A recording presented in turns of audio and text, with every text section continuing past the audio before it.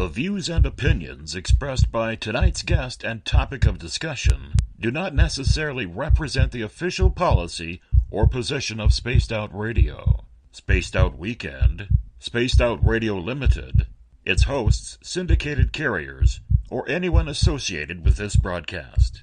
Any rebroadcast, reproduction, or other use of this broadcast or podcast without the express written consent of Spaced Out Radio or Spaced Out Radio Limited is strictly prohibited. Listener discretion is advised.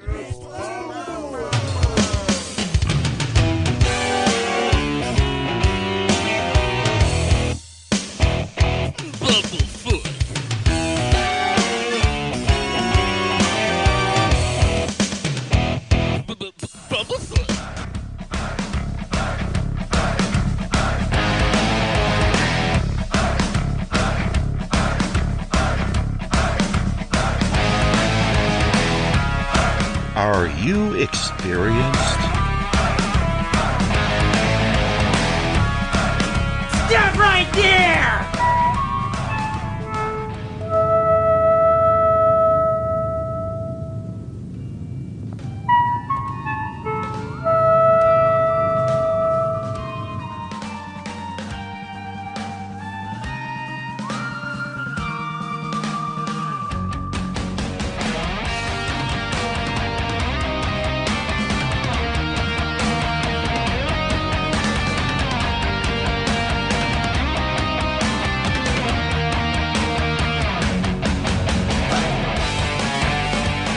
From high atop the mountains of British Columbia to you listening around the world, this is Spaced Out Radio with host Dave Scott.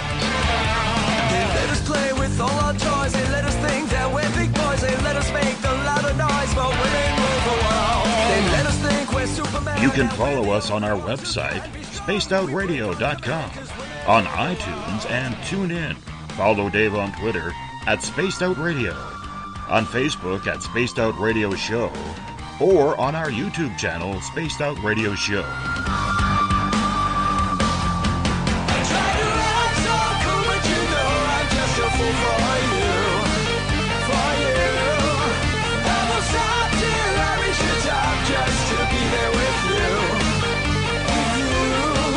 Dave, oh Dave, are you playing with Bigfoot and aliens again? Dad, you gotta stop haunting the ghost. It's scaring them. All right, seriously, put down the pointy sticks.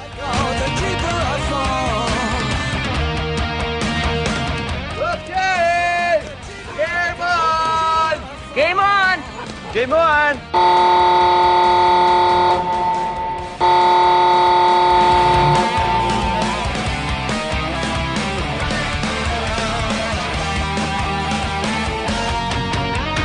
The password is... All right. Buckle up, space travelers. It's time to go for a ride on Spaced Out Radio. Mr. Bumblefoot, Dave is ready for liftoff. I try to act so cool, but you know I'm just a fool for you. Seriously, Dave? Really? Aren't you a little old for a tinfoil hat? Hello, Toby. Bye-bye. Love you. Bye-bye.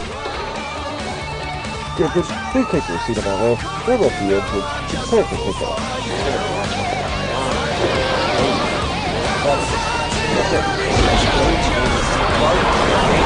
Start. 2, 1. Boost ignition and lift off. I'm such a lucky guy, 'cause after all this time, it's like the deeper I go, the deeper I fall. Good evening and welcome to Spaced Out Radio tonight. I am your host, Dave Scott, and it's good to have you along for the ride on this Thursday, May 4th, Friday, May 5th. If you're on the East Coast, may the 4th be with you, and Revenge of the 5th tomorrow. We are live right here at Uncle Jimbo's cabin, right here in the Great White North. So we are live 7 days a week. We welcome in our terrestrial radio stations tuning on in.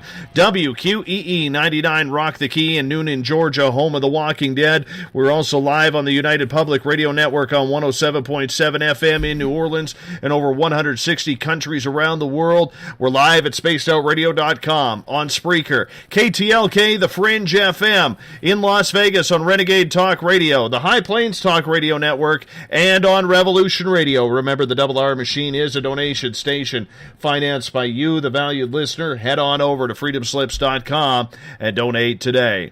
If you like our music, then rock with us to Mr. Ron Bumblefoot THAL, the former lead guitarist of Guns N' Roses, current lead guitarist of Art of Anarchy.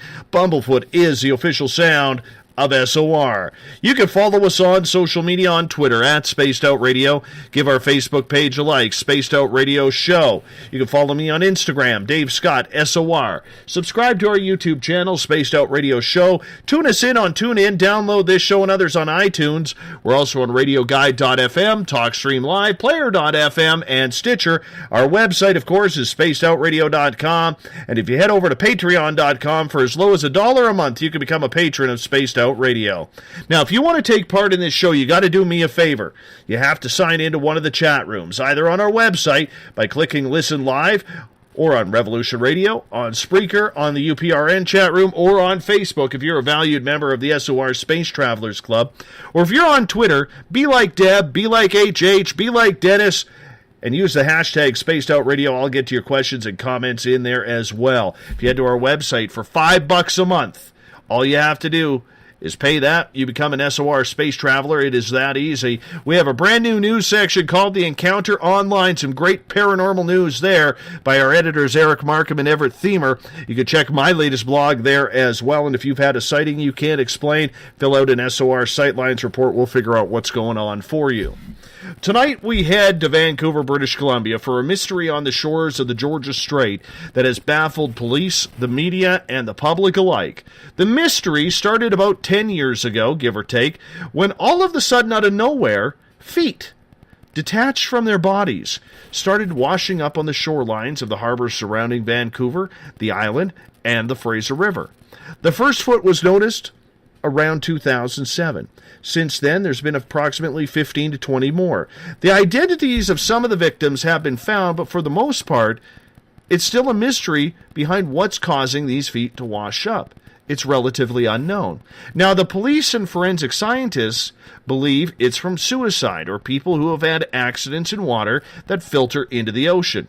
However, there are many people out there who believe it's a cover-up for a serial killer roaming around that the police just don't want to alert the public. British Columbia has had a share of high-profile murderers. Clifford Olson in the early 80s killed 11 children. Robert Willie Picton was convicted of killing more than 30 drug-addicted women and prostitutes on his pig farm. Then there's the unsolved mystery of the Native women disappearing in the northern area where literally we broadcast from, called the Highway of Tears. Contributing writer to Newsweek, Winston Ross has looked into this story. He's inspected the evidence, and tonight he's going to go over the story of Vancouver's missing feet. Winston, thank you so much for joining us tonight on Spaced Out Radio. How are you? I'm great. Thanks for having me. It's good to be here.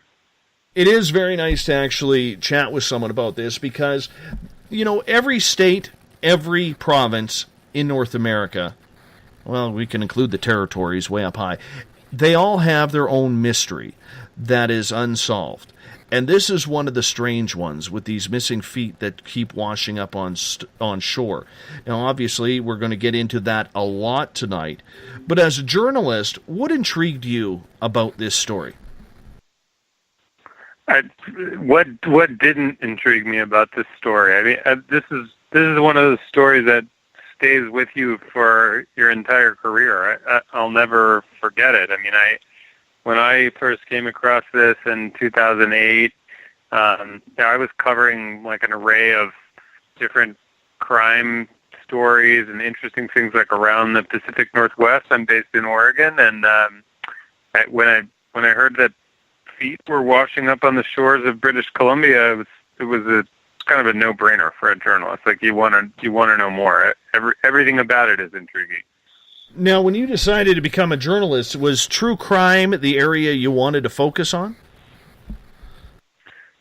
Not necessarily, but true crime is a it's definitely always been like a natural fascination of me and lots of people. Like, there are reasons that true crime books do so well and movies do so well. It's because most of us aren't capable of committing murders, and we want to understand why people, what drives people to do sick and twisted things. So we're naturally kind of drawn to it, and then there's a mystery element. I mean, let's face it, most mysteries are who done it, who killed this person, or who killed these people, and everybody wants to kind of play amateur sleuth and figure out how you get to the end of it. So I haven't necessarily focused on true crime, but it's definitely an undeniably fascinating topic.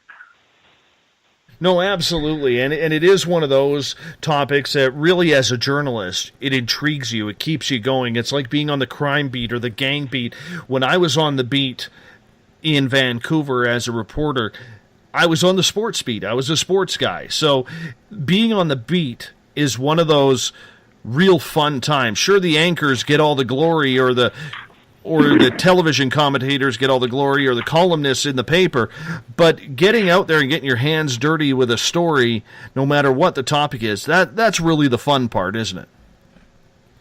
Yeah, you don't want to be stuck in a newsroom or even a TV studio. I would hate to be a news anchor, honestly. I mean, you're basically just reading stories off of a teleprompter at that point. Like, the fun is going out, talking to people. I mean, being a reporter is sort of like being a detective with no stakes. Like, you don't have to solve the crime.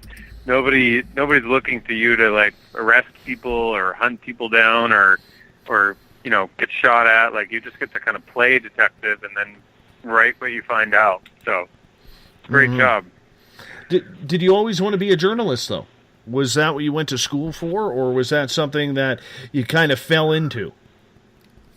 No, I've always wanted to be a journalist since I was 13 or 14 years old. I did a little program back in the Bay Area in California called Junior Sports Writers for a Day, and it was back when the San Francisco Giants were World Series contenders. I know they have been recently too, but I was like, we got to go to this press conference where a bunch of like junior high school kids got to like ask tough questions of the manager at the time, Roger Craig, and I got to ask tough questions, and it just made me feel like important, and 13-year-old kids don't often get to feel like what they have to say matters, and it really stuck with me. It was like something that, I had a voice, and I never wanted to give it up. See, with me it was a little different. I had an adverse agenda than all the other reporters. I had always wanted to work for an NHL team. And I can tell you, I met a lot of good NHL people, and I retired from radio in 2007 on the mainstream, and just a couple months before I retired, Vancouver hosted the Memorial Cup, which, if you're from the Oregon area, you're probably familiar with the Portland Winterhawks that play in that league. And long story short, a gentleman whom I had known since I was probably 12 years old was the director of amateur scouting for the Edmonton Oilers. And I reintroduced myself. I hadn't seen him in probably 15 years at that time, 16 years.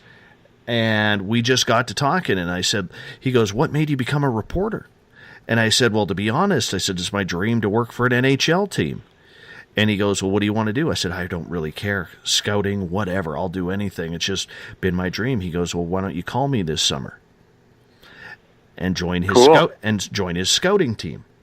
Well, literally a month after I quit radio, a couple days after I quit radio, I found out my ex-wife had another guy on the side, and I literally just dropped absolutely everything to concentrate on being a dad for my daughter. So I didn't get to live the dream, but, I got close, and that's all that really matters. Maybe in the next life. Hopefully. hopefully. But we all take that path, because the one thing I could say about journalism, man, and I'm sure you'll agree, doesn't matter what the topic is, it's a lot of fun. It's a career that's always changing and you're always on the move. Do you still get that rush of it, or has it become something that is just a little bit of a career now? I would only disagree with you slightly.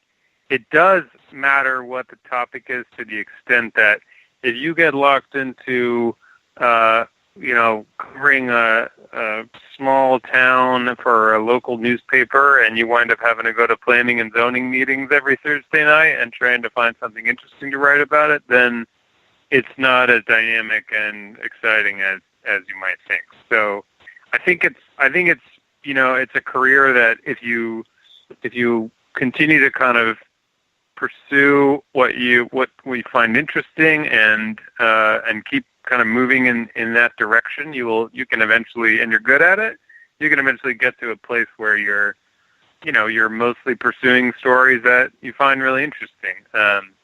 It's just, and if you're not doing that, then you certainly shouldn't spend 10 years wasting your time doing something that's boring. So it's kind of a mixed bag. It depends on what you make of it, like anything.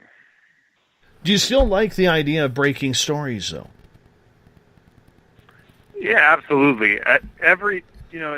Especially in today's environment, where 10 years ago you had these kind of silos of news operation, where a story that broke, I shouldn't even say 10 years ago, maybe even longer ago, 15 years ago, a story that broke on this coast, two newspapers 200 miles away from each other could both kind of publish a story and break a story and claim that it's exclusive. But today you can't get away with that anymore, because everything everybody publishes is typically immediately posted online. And so it's very hard to be the first at something. It's very hard to break a story and tell somebody something they haven't already heard and hasn't already popped up on their Facebook feed and their Twitter feed. And so, it's getting increasingly rare to be somebody that has a scoop, and if you get one, it's absolutely still a rush.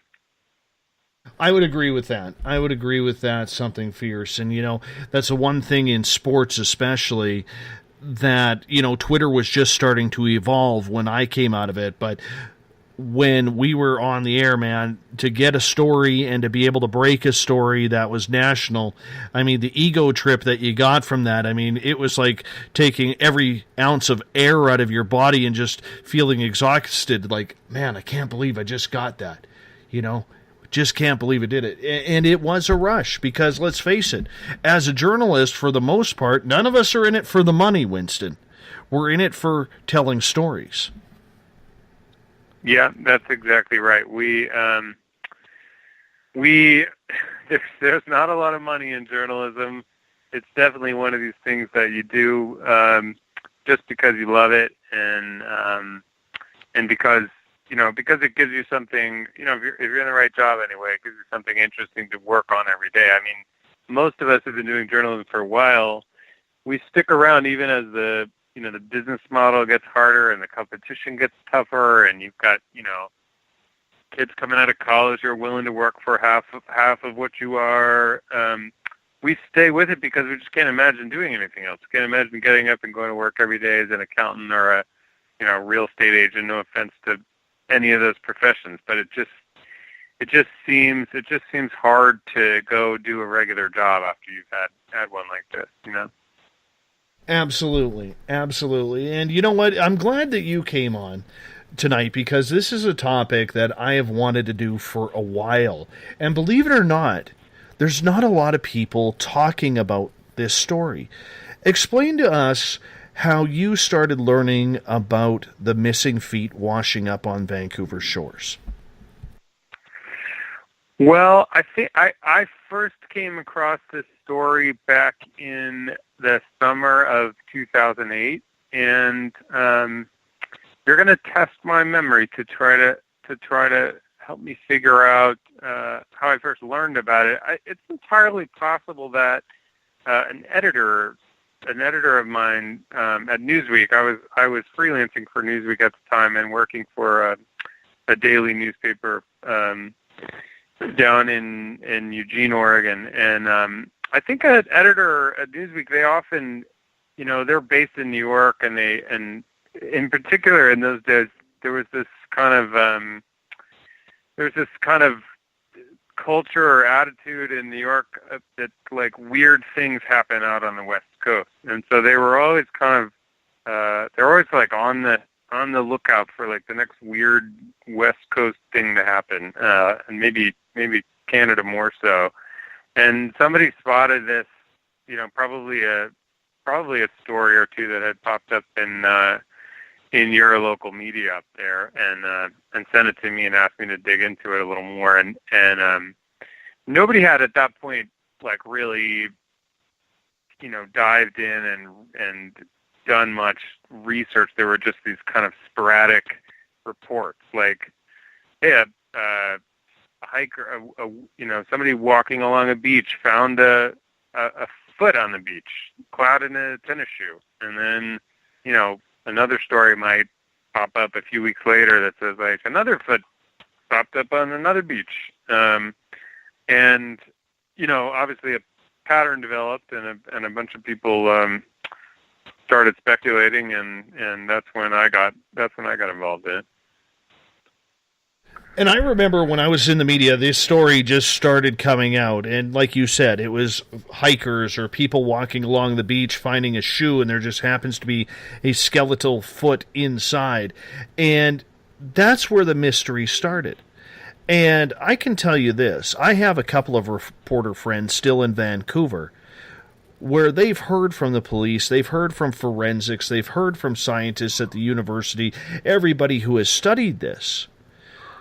But they are still convinced that Vancouver police and other outlets of the RCMP could be hiding something here, because all those people committing suicide or jumping off of boats or jumping into the ocean just doesn't make sense.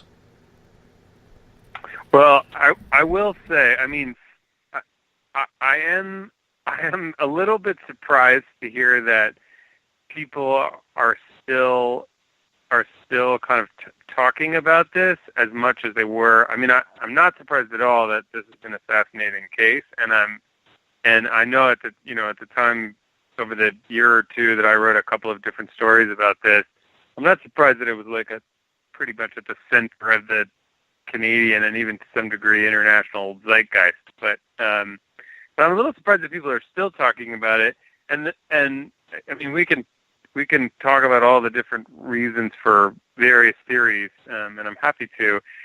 I will say that, it's part of it that still feels strange, for sure, is you don't hear about this happening anywhere else in the world. I've never heard a story like this about a bunch of tennis shoe clad feet popping up on the shores of the Black Sea or the Mediterranean or the Atlantic. Like the question that's nobody's really done a great job of answering is why here? Well, and that's a mystery. I mean, the scientific answer that has gone around through the RCMP, Vancouver Police, and forensics is basically these are people who maybe were caught up in accidents, maybe people who drown up in the Fraser River or other rivers that stream into the ocean, and the currents take them underneath, the body sinks underneath the water, and the fish and all the crustaceans feed off of it, but because the foot is protected by the rubber, that's why the foot is able to detach itself from the body. And then, of course, because rubber floats, it goes to the surface and then eventually makes its way to land. And that sounds good and all. Go ahead.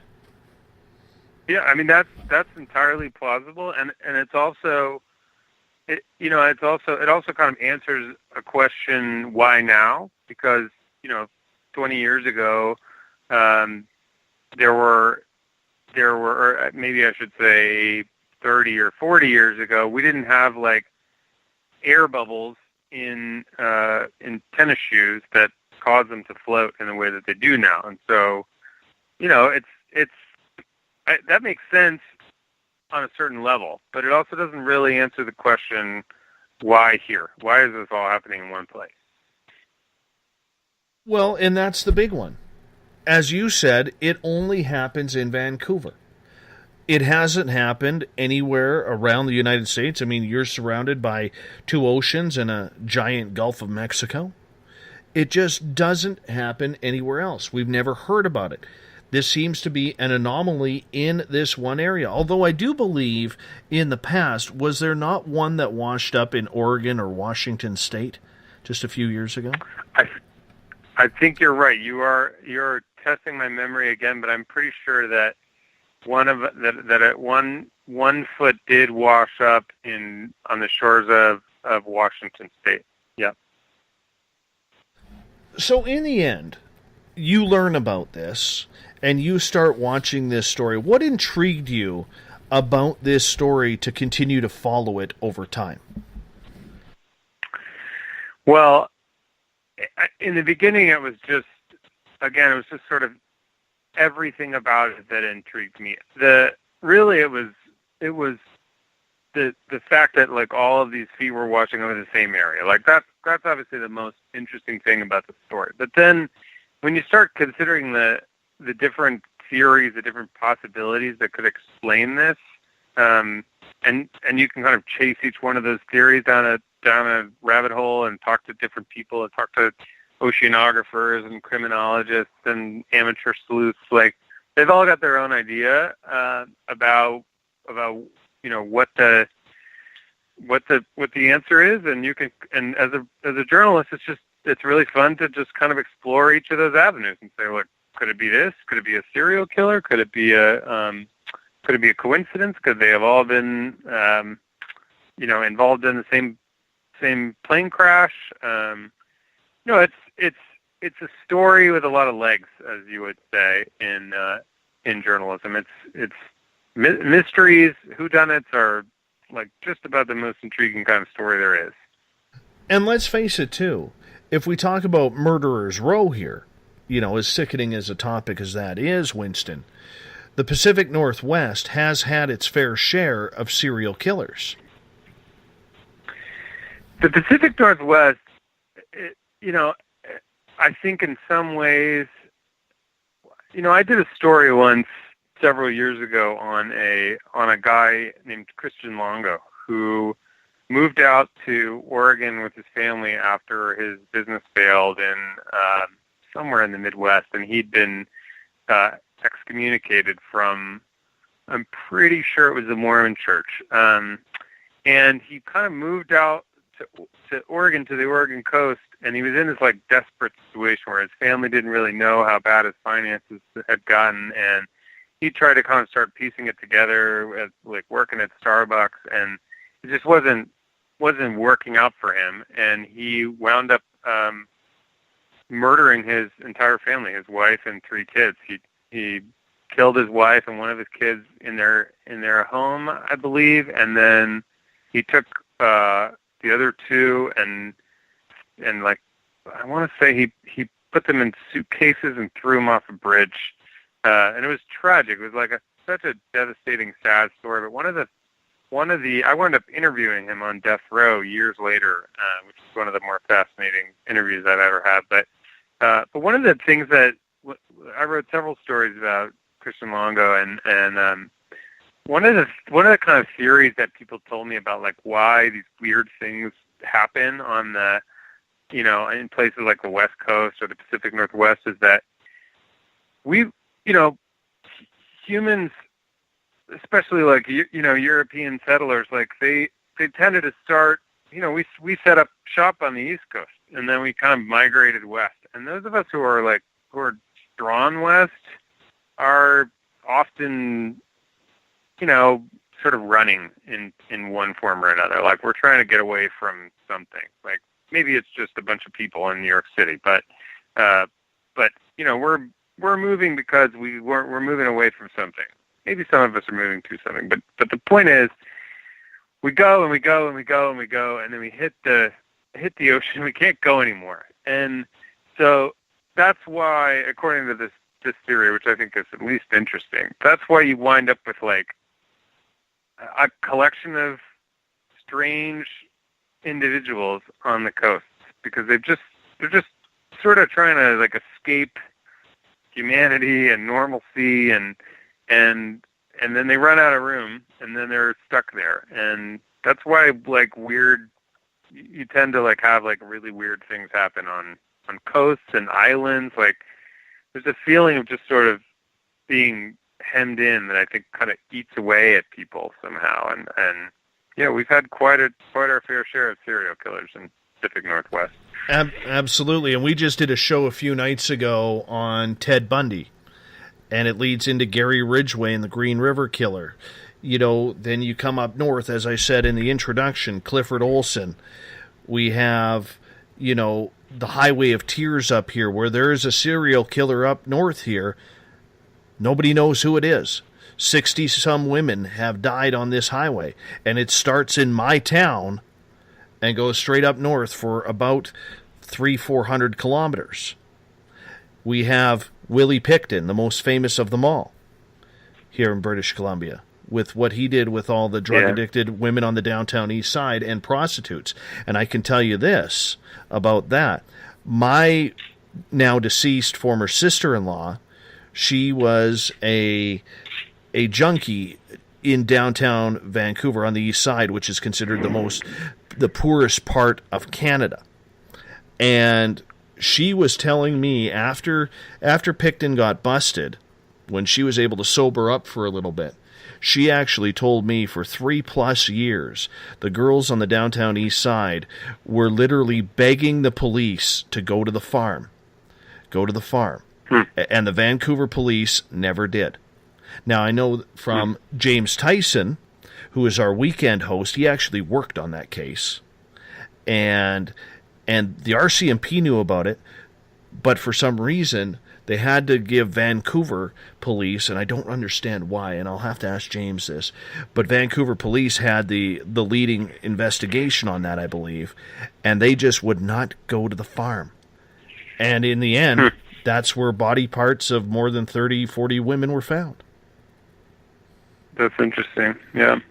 Mm-hmm. Yeah, it's hard to know. I mean, sometimes like police inaction and behavior it seems like it's a result of territorialism among different agencies, and you know, taboos that the public doesn't know about, and sacred cows, and people that are in positions of power that that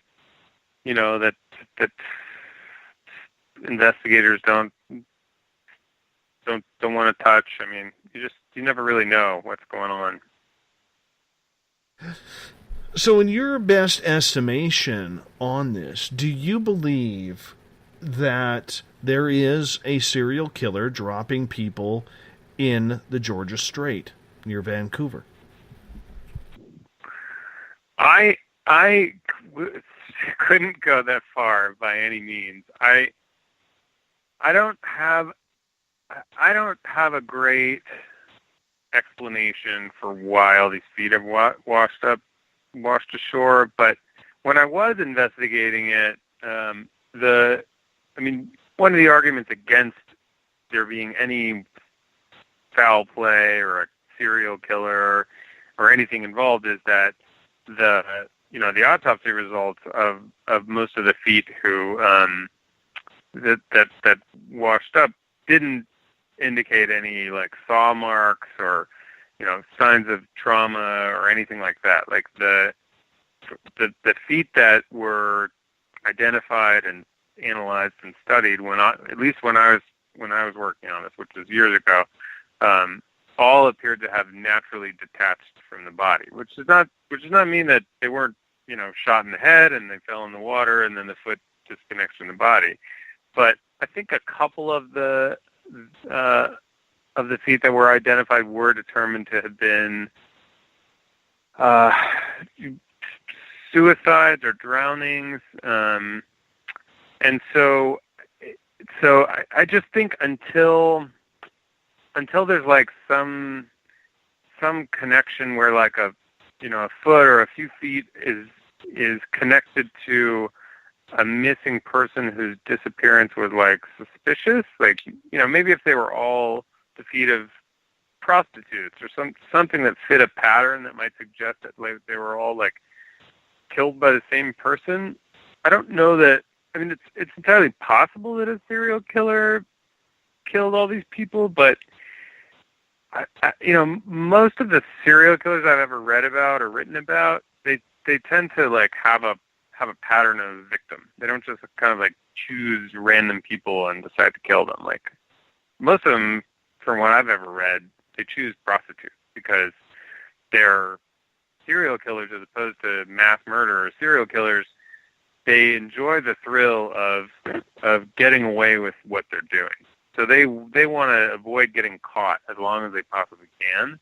And mass murderers, on the other hand, they seek the notoriety of having killed a bunch of people at once. Like they want to splash. They want their names in the papers, even if they're dead long before the papers come out. And so that's why serial killers tend to go after prostitutes usually, because prostitutes are less likely to be reported missing quickly. They're less likely, their deaths are less likely to be investigated. They're less likely to have family members out in the media, pressing for the killer to be caught. And as far as I know, and again, it's been a few years since I, looked at this, but as far as I know, there hasn't been a pattern like that of the victims who've been ID'd.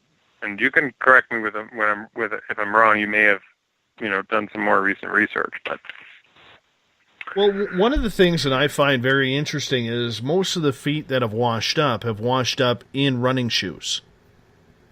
Mm-hmm. Now, granted, due to the technology of running shoes today, I mean, somebody's wearing running shoes on a boat or they're wearing running shoes while walking on the beach. That makes sense. That's not trying to say, well, maybe this person has a fetish for, picking up joggers or hikers or something along those lines, because let's face it, accidents do happen. But there is a little bit of irony when it does come to the fact that most of the shoes are runners. And as Eric in our chat room, Eric Markham, who is our resident scientist here, it's his birthday today, well, at least on the West Coast. Happy birthday. Happy birthday, Eric. Yeah, thank you. I'm sure he'll get that. He'll type a thank you. I'll just say thank you for him there. But like he was saying, it's kind of hard to tell if it's suicide or not from a foot. That's certainly true, though I think that at least in a few cases, they have done like autopsies and found enough DNA from at least a few of the missing feet to identify the body and the person. And again, you're sort of testing my memory here, but I think that at least a few of the early victims were determined to were left a note, and it was determined to be suicide. But like that doesn't account for 20 feet, so. Mm-hmm. No, very understandable. Very understandable indeed. And that's why it goes to show. I mean, not everybody is falling off a boat. And I do know that when I worked in Vancouver, there was a rash of people disappearing out of the blue. I remember one completely. It was a gentleman who is in his early to mid-20s. He was walking across the Burrard Street Bridge, and that's the last anybody ever saw of him. And I believe, if memory serves me correct, years later, one of his feet washed up. But the problem with that was he didn't show any signs of suicide. He wasn't suffering from depression, not on any medication. Very healthy guy, a lot going for him. I believe he was a student at the University of British Columbia, or he had just graduated from there. And that's what's happening. Vancouver does have a lot of people who just disappear. Yeah, well, the bottom line is, like, you often just don't really know why somebody died. Did they fall off a bridge? Were they pushed off a bridge? Did they jump off the bridge? A lot of people who commit suicide. From what I know about suicide is that it actually tends to be a fairly impulsive decision. So we have this concept of people who commit suicide as like writing out a note and coming up with a plan and figuring out exactly how they're going to do it. But a lot of people make the decision to commit suicide in a very short period of time, and then they go through with it in a very short period of time. So it's neither here nor there for solving a mystery, but the bottom line is like if you don't know how somebody died, then you don't know how somebody died, and you can't just make an assumption that they all died of suicide, and you also can't. The thing that I keep coming back to is sort of why Vancouver, why British Columbia, like why aren't we reading about this happening all over the world? And I would agree with you that because of that, it just seems very, very strange in regards to that.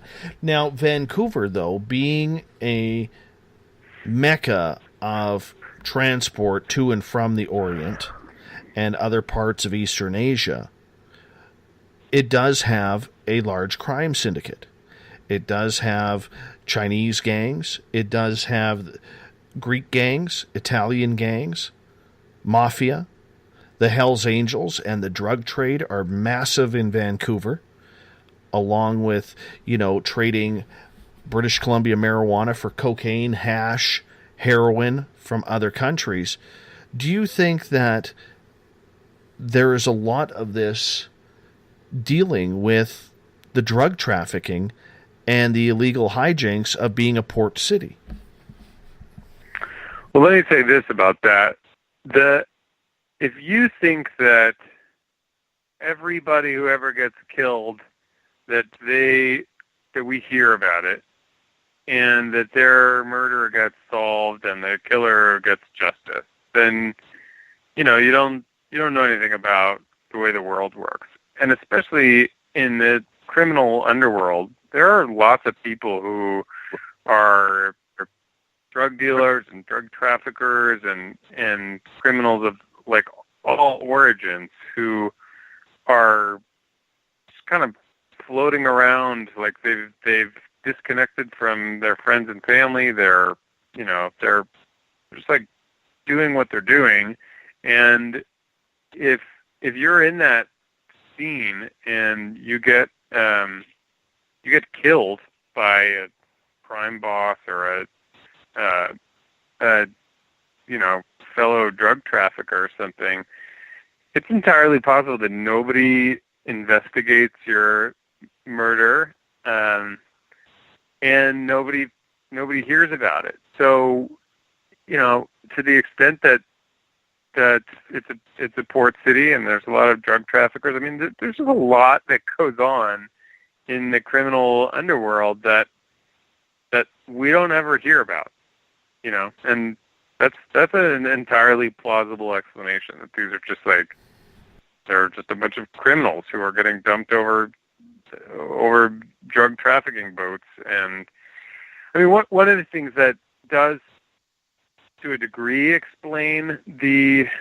regional elements of the story is that you have a particular set of recirculating ocean currents up there that tend to kind of keep things where they are. So, like, if I jump off a bridge in Oregon, the likelihood is that, at least if it's a coastal bridge, of course, likelihood is my foot is going to wash way out into the Pacific, and it's going to get carried up by the Gulf Stream, whichever direction it's going at the time. My understanding is that in the winter it moves north, and in the summer it switches back and goes to the south.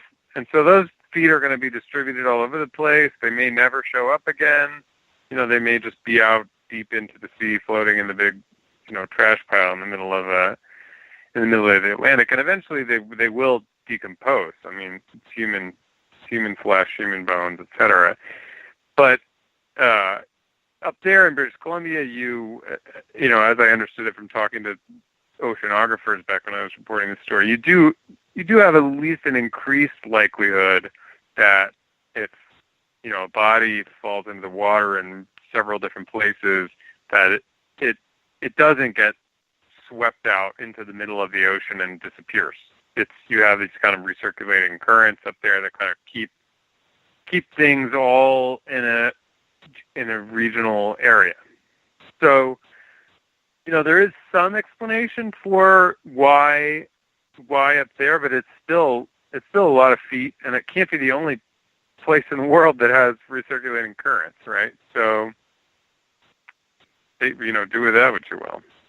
There have been a lot of experts look into this case, and of course, the whole suicide thing or the whole accident, people falling off of boats or the ferry system or something along those lines, it makes for an easy story. What do you think, and I realize this is a hypothetical question, but what do you think the chances that the Canadian police are covering up potentially another serial killer?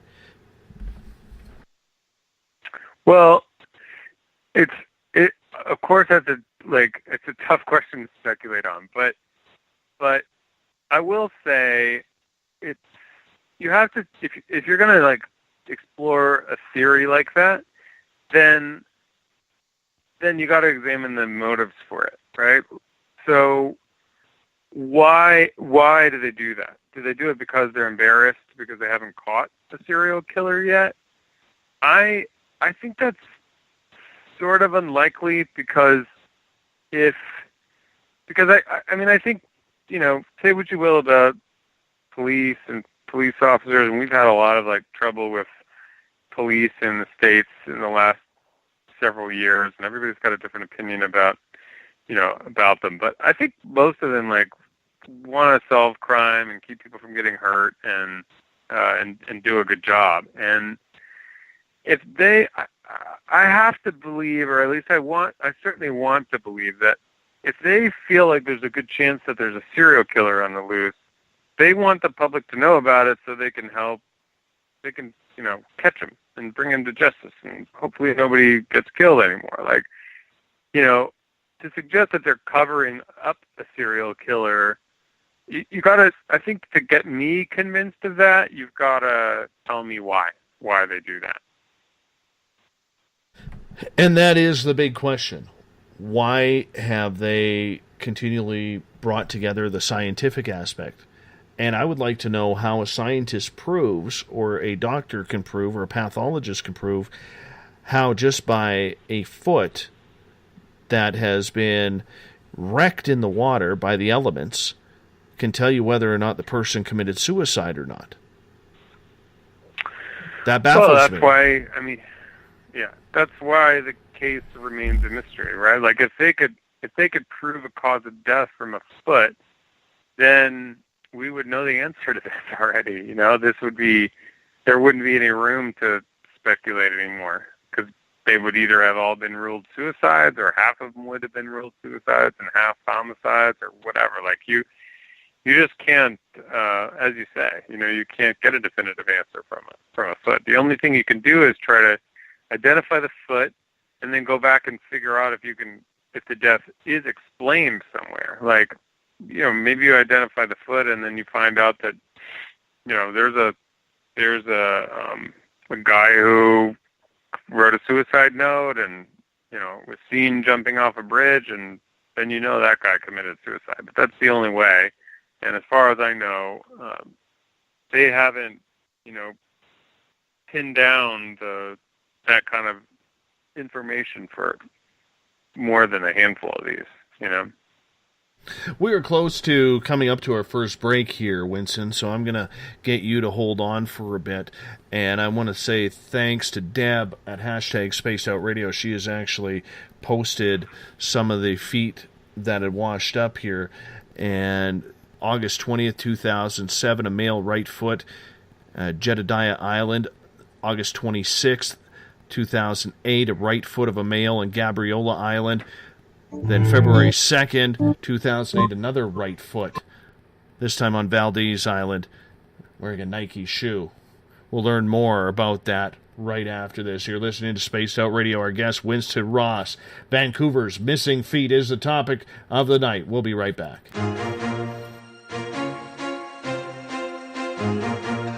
From coast to coast to coast, Blacklight Uncharted is taking on the paranormal across Canada. From ghostly hauntings to the UFOs flying above in conjunction with MUFON Canada, we're closely investigating what's going on in the northern skies and checking out the apparitions that walk among us. Check out our videos right here at spacedoutradio.com. We want to know your thoughts, we want to hear your experiences, and we want you to share your stories. The answers are out there, and we intend to find them. Would you like to become one of our space travelers? All you have to do is click on the Space Travelers icon at spacedoutradio.com. For only $5 a month, you can get access to some great prizes, as well as private monthly shows, newsletters, and a members-only section on our website. Become a space traveler today. The third Monday of every month, Spaced Out Radio is going to bring you a different look at everything paranormal. Welcome to The Reporters. Jim Mallard, Vanessa Hogel, Denise Garcia, and Christina George join me, Dave Scott, for a look at the weird and strange from the other side of the microphone. We'll break down ghosts, UFOs, cryptids, and the people investigating them. The paranormal media has never been heard like this. Come listen to The Reporters. It's paranormal news at its finest. Welcome to The Encounter. At spacedoutradio.com, The Encounter online is SOR's trusted news source for everything weird and strange going on around the world. This is news editor Eric Markham. Our team of journalists are scouring the planet for those strange stories that rarely make the mainstream. No fear-mongering or fake news here. Head over to spacedoutradio.com and encounter The Encounter.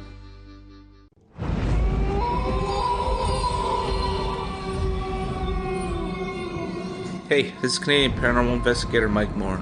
The third Wednesday of every month, I'll be teaming up with Dave Scott to bring you Ghosts of the Great White North. Each month, we will bring on guests from across Canada to discuss their ghostly encounters. Canada is a paranormal hotbed with stories you've never heard, so we're going to bring them to you. So get comfy on your Chesterfield, grab a donut, and join us, eh?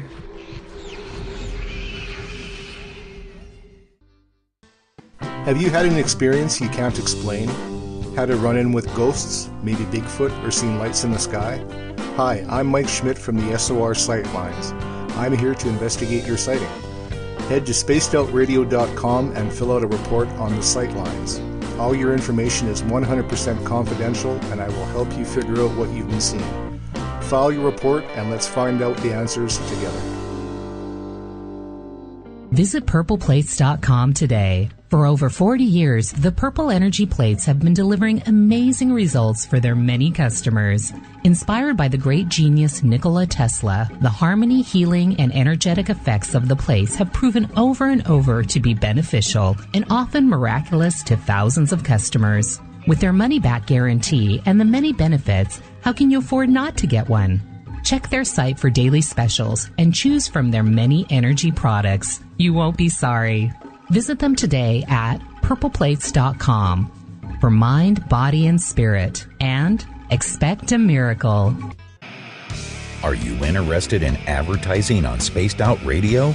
Head to our website at spacedoutradio.com and click on our advertising tab. There, you will find an assortment of ways you can get your product out there with us, from radio commercials to banners and social media. Have a product you like our hosts to endorse? We can do that too. Visit spacedoutradio.com for more details. Have you got your Cosmic Passport? If you need one, tune in to Cosmic Passport on Spaced Out Weekend. This is Elizabeth Anglin, ET experiencer, spirit medium, and host of Cosmic Passport. Each weekend I'll be bringing you interviews and support from other paranormal experiencers, and the best in intuitive spiritual guidance from across the globe. It's all happening starting at 9 p.m. Pacific Time, midnight Eastern, on spacedoutradio.com. From British Columbia to Northern California, Pacific North Weird has Cascadia covered. Check out our feature videos at spacedoutradio.com, where I, Vincent Zunza and my super sleuth partner Alexandra Sullivan track down the weird and strange stories from around the Pacific Northwest, from Bigfoot to Mel's Hole and everything in between. This is what makes life exciting. So why report the normal when we can report the Pacific North Weird right here at spacedoutradio.com. Oh, there's only one way to rock. Loud and proud. In high definition. Radio 702 rocks. Las Vegas. Every Saturday and Sunday night, as Dave Scott wanders aimlessly in the wilderness, you can come hang out with me, James Tyson, in Spaced Out Weekend. Starting at 9 p.m. Pacific, midnight Eastern, I'll take you along as we talk with some of the best experts in their fields. SpacedOutRadio.com is the place to find us. So sit down, relax, put your feet up. Enjoy the topics like the paranormal, supernatural, intuitiveness, and so much more. Hope to see you there. Don't have time to listen to Spaced Out Radio Live? Wherever you are, the car, the office, the shower, or even if you're traveling, we're right here for you. Each Spaced Out Radio show can be found on iTunes, TuneIn, and on our YouTube channel, Spaced Out Radio Show. It's the perfect way for you to catch up on our shows. For more information, just head over to our website, spacedoutradio.com, and tune in to us today. The views and opinions expressed by tonight's guest and topic of discussion do not necessarily represent the official policy or position of Spaced Out Radio, Spaced Out Weekend, Spaced Out Radio Limited, its hosts, syndicated carriers, or anyone associated with this broadcast. Would you like to connect with us? Head to spacedoutradio.com for all your latest show info. And hit us up on Twitter using the hashtag Spaced Out Radio. Now, back to Dave Scott and SOR. Welcome back to the second hour of Spaced Out Radio. Tonight, I am your host, Dave Scott. Good to have you with us. Tomorrow night, it's the first Friday of the month, which means our Keith Andrews is back. The ET Connection gets going at 9 p.m. Pacific, midnight Eastern Time for all of your alien needs at spacedoutradio.com. We want to welcome in everyone listening in on WQEE 99 Rock the Key down in Noonan, Georgia, home of The Walking Dead. Love being your nighttime entertainment. We're also live on 107.7 FM in New Orleans and over 160 countries around the world on the United Public Radio Network. We're live on KTLK, The Fringe FM, Renegade Talk Radio out of Las Vegas. And if you're listening in on Revolution Radio, remember the Double R Machine is a donation station financed by you, the valued listener. Head on over to freedomslips.com and donate today. Bill Cardwell still on the injured reserve when it comes to the password, so Joe Allgaier is setting the password for tonight's SOR Space Travelers Club. Podiatrist. Podiatrist is your password. Make sure you use it wisely, Space Travelers, as Joe is set the password for tonight. Hopefully we get a big mention out of that one. You can follow us on social media on Twitter at Spaced Out Radio. Also use the hashtag Spaced Out Radio if you want to be able to connect with us live during the show. You can give our Facebook page a like, Spaced Out Radio Show. Tune us in on TuneIn. Download this show and others on iTunes.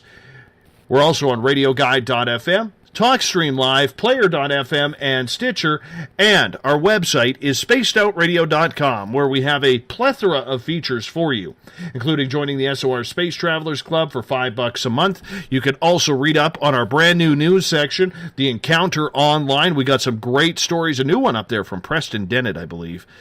Yes, he's been a guest on this show. And so much more. You can also go to Patreon.com for as low as $1 a month. You can also become a patron of Spaced Out Radios. Tonight we're talking about a mystery in Vancouver, British Columbia. Missing feet that have washed up in running shoes and other shoes on shore. Our guest tonight is Winston Ross. He is a contributing writer to Newsweek magazine. Winston, welcome back. Thanks. Good to be here. I want to start off this second hour with some questions from our audience, if you don't mind.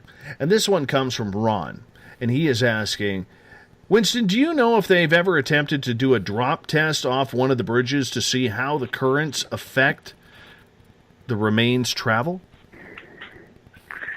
As far as I know, that has never happened. And that's a great question. I think that'd be fascinating thing to do. It would probably be the purview of a scientist or a researcher or maybe a college student, just to see, like I think it'd be interesting to go to each of the locations where feet have been found and try to, find a nearby bridge and, drop something similar size and weight, maybe even encased in a running shoe, and track it, because obviously we have the capability of doing that.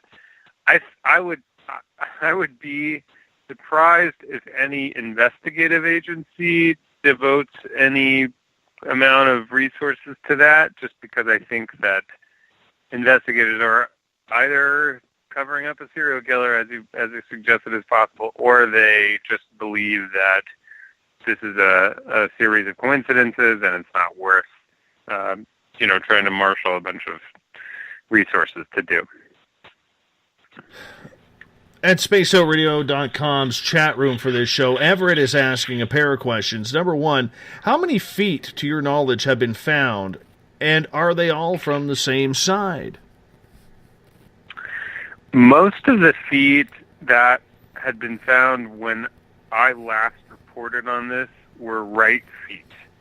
I haven't looked into this in several years. I understand the number is up above 20 now. I think that's what you reported at the outset of the show, Dave. But when I looked at it, most of the, I think it was a dozen or so, or maybe 8 or 9 feet, most of them are right feet, which is interesting. The only left foot that had been found when I wrote 2 sort of fairly well-researched stories on this, one for Newsweek in 2008 and another for the Daily Beast in 2011. And in those 2 stories, the only left foot that had been found matched one of the right feet. So, yeah, it was like 8 right feet. And Everett's second question, do we know if all the feet have been from people of the same race? I don't know that. I've never seen anything that indicated the race of the feet. Oh. Let's go to hashtag Spaced Out Radio on Twitter. John is asking, do we know if they were all men's feet? That's another good question. Let me think about that for just a second. I'm pretty sure it was definitely not just men's feet. I'm going to scan as we talk about something else, but I'm pretty sure at least 1 or 2 of the early discoveries were women. And of course, John, being American, has to ask the question, why, if it's happening in Canada, are none of the feet are coming out in hockey skates? Well, not everybody plays hockey in Vancouver. The weather's a little wet. That's a great question. The weather's hockey a little skates wet. Too and hockey skates would sink because they got metal on them. Exactly my thoughts. Let's get to another question here. This one comes from Ron. And he's saying, Winston, do you believe it would be possible that it's human smugglers disposing of bodies at sea that don't make it traveling across the ocean?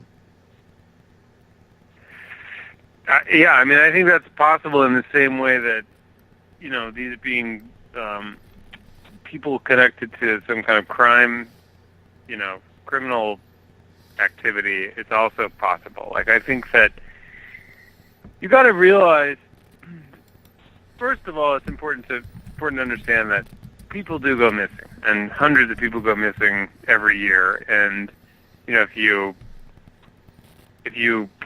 boil it down to 10 or 20 feet out of hundreds that go missing, it's not that crazy that some of those people might have wound up in the water somehow. Either they jumped and didn't tell anybody about it, they fell in, they were pushed, they were murdered. Like, maybe it's some combination of all these things.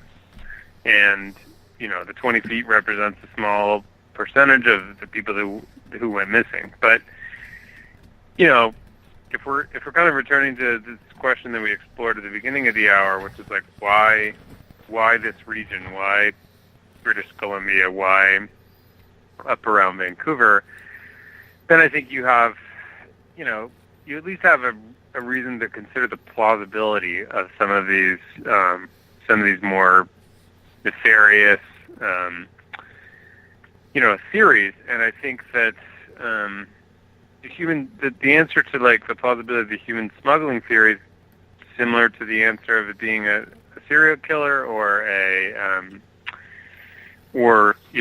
people who are victims of some kind of crime syndicate. Like the reason like serial killers are often able to operate for periods of 5, 10, 15, 20 years is because they often target prostitutes and people who are kind of already disappeared from society. So if they die, nobody goes looking for them. Or even if they die and somebody figures out that they're gone, like there's just not enough. If somebody from a well-to-do family in the United States goes missing, then there's a big hunt for where they are and the body and the murderer.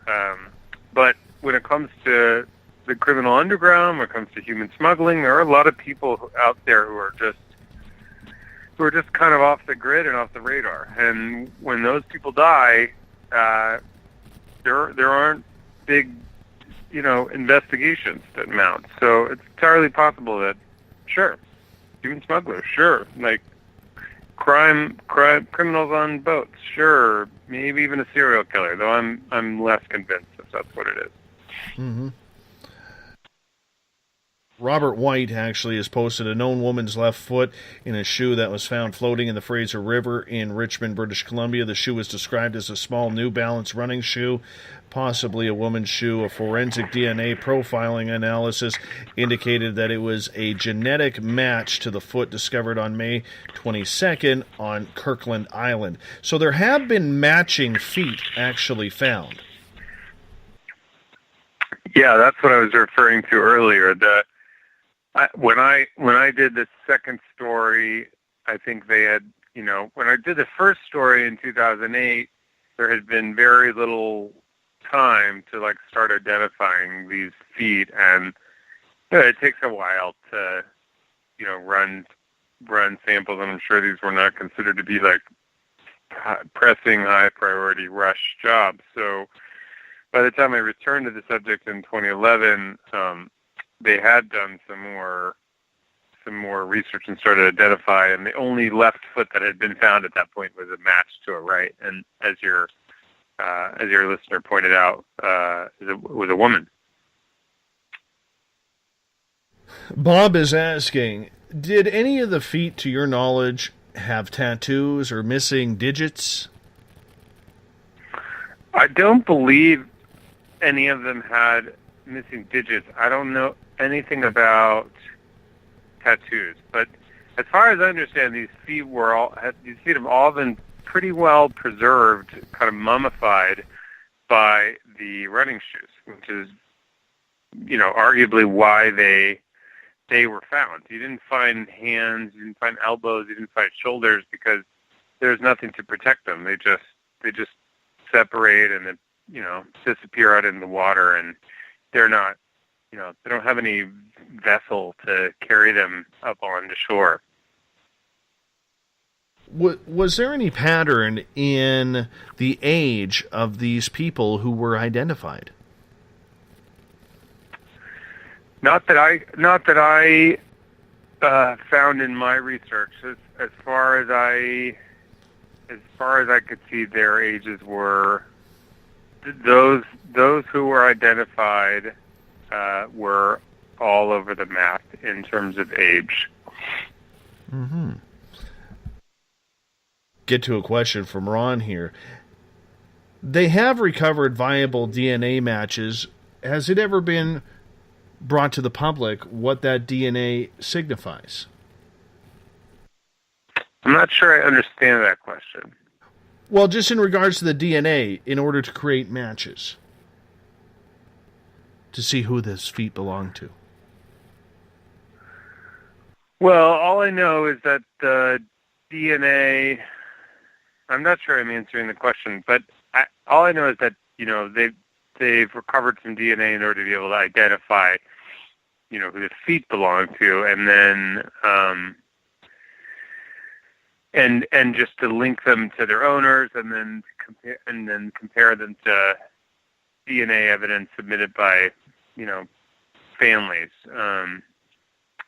So, in a couple of cases, they found that they've gone and, used DNA to identify victims and talk to family members and found out what the circumstances of their lives were. Several of them were described as unhappy, and they were distressed, and some were even described as heading toward the water when they were last seen. A couple were found to be suffering from mental illness, which could mean that they accidentally fell into the water, or did something that caused them to accidentally drown. But I don't know a ton about the DNA other than that. I mean, again, I don't believe that there's been a great deal of forensic analysis here, because I think that every time I've read a story about this, and in the two stories I've written, investigators, in the first story, investigators were like, we're checking this out. We're gonna try to get some answers. We're keeping our minds open right now. But in the second story, most of the people in law enforcement were at least publicly sort of convinced that there was no foul play here. So that's not going to prompt them to, do a bunch of DNA analysis. It costs money. For sure, absolutely. How many times did you get a chance to travel to Vancouver in regards to this story? I did not travel to Vancouver once for this story. I've been to Vancouver many times, though. It's a lovely city. Mm-hmm. So being to Vancouver a number of times, for people who haven't been there, what would you describe about the city in regards to its waterways and where it's located? Well, it's got great access to water. That's one of the beautiful things about Vancouver, is that you're going to stump me on the actual geography of Vancouver, but I know that it's it's got great access to the water. You know the answer to this better than me, so maybe you should help me out here. Well, you're right, and the major flow comes off of a couple of major rivers, and that would be the Fraser River, and there is why is the name escaping me right now? My goodness. It's terrible. They got a good fishing run there, too. Capilano River, thank you. And, Vancouver literally is surrounded by water. It really is. Right. And the entire coastline runs right through it. And, you're only about 40 miles, 50 miles from Vancouver Island, if that, which is surrounded by the Georgia Strait and the Juan de Fuca Strait. So there's a lot of things in that water. When you think about it, there's a lot of sea life, too. Yeah. It looks like the Pacific comes in and dumps into English Bay there. Is that right? And then got Vancouver Harbor on the other side. Absolutely. Absolutely. And it is a major shipping route for oil, for any types of vehicles coming over from Asia, any type of products coming over from Asia, and vice versa. Cruise lines, military, everybody seems to port in Vancouver anytime they get an opportunity to do so. And face it, Vancouver is a beautiful city. I'm not just saying that because I've been there thousands of times. But, when you look at it, you have a beautiful, clean city on a mountainous backdrop that's usually covered with snow-capped mountains. It's one of the only places in the world where you can literally go golfing in the morning, fishing in the afternoon, and skiing at night. It's a great place like that. Now you're making me want to move. You're making me want to move to Vancouver now. Well, Portland's not that bad. Portland's also a lovely city. It is. It's very beautiful. I think you've got friendlier people up in Vancouver, just because Canadians are nicer than Americans. So got that going for you. Oh, I apologize for that. But it is interesting when you look at. I mean, this is one of the things that oceanographers told me when I was reporting these stories years ago. Is that if you just look at a map, obviously you've got Vancouver itself surrounded by water, but then this waterway goes all the way up into Indian Arm and Iron Bay up toward Wigwam Inn, and it's all kind of like it's all pretty. These waterways are all pretty tight. Like if you look at them on a map, like there's not like a big open in and out kind of throughput where things could flow and move in and get out. So, this lends some, just looking at a map, lends some credence to the theory that it's a place that could be particularly adept at trapping, debris and tennis shoe clad feet. And that part of the strait of Juan de Fuca and the Strait of Georgia is very deep as well. Because, I mean, let's face it, there's a mountainous rock that continues up the mountains, and Vancouver is basically built at the top of a mountain. The rest of it's just underneath water. And with the depths of that, and then you combine that with the sea life that is in there, from whales to sharks to all sorts of crustaceans and other fauna that feeds in the ocean, it's easy for anybody's body that gets stuck in the currents or stuck under rocks or against whatever that's underneath the water. It's easy for these bodies to be decomposed very, very quickly. So it's easy for these feet to all of a sudden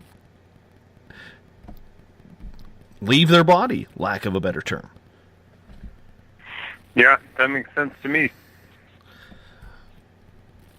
When it comes to the victims, did you ever get a chance to talk to any of the victims' families or friends? I am just going to check quickly, but I think I did talk to... Yeah, I spoke to a woman named Kirsten Stevens, who's from Campbell River, back when I did the first story on this in Newsweek, and she was a relative of a British Columbian named Dave Stevens, who had died in a plane crash, actually, in 2005. This float plane went down in the right after it took off in the Campbell River, killing the pilot and 4 passengers involved, and she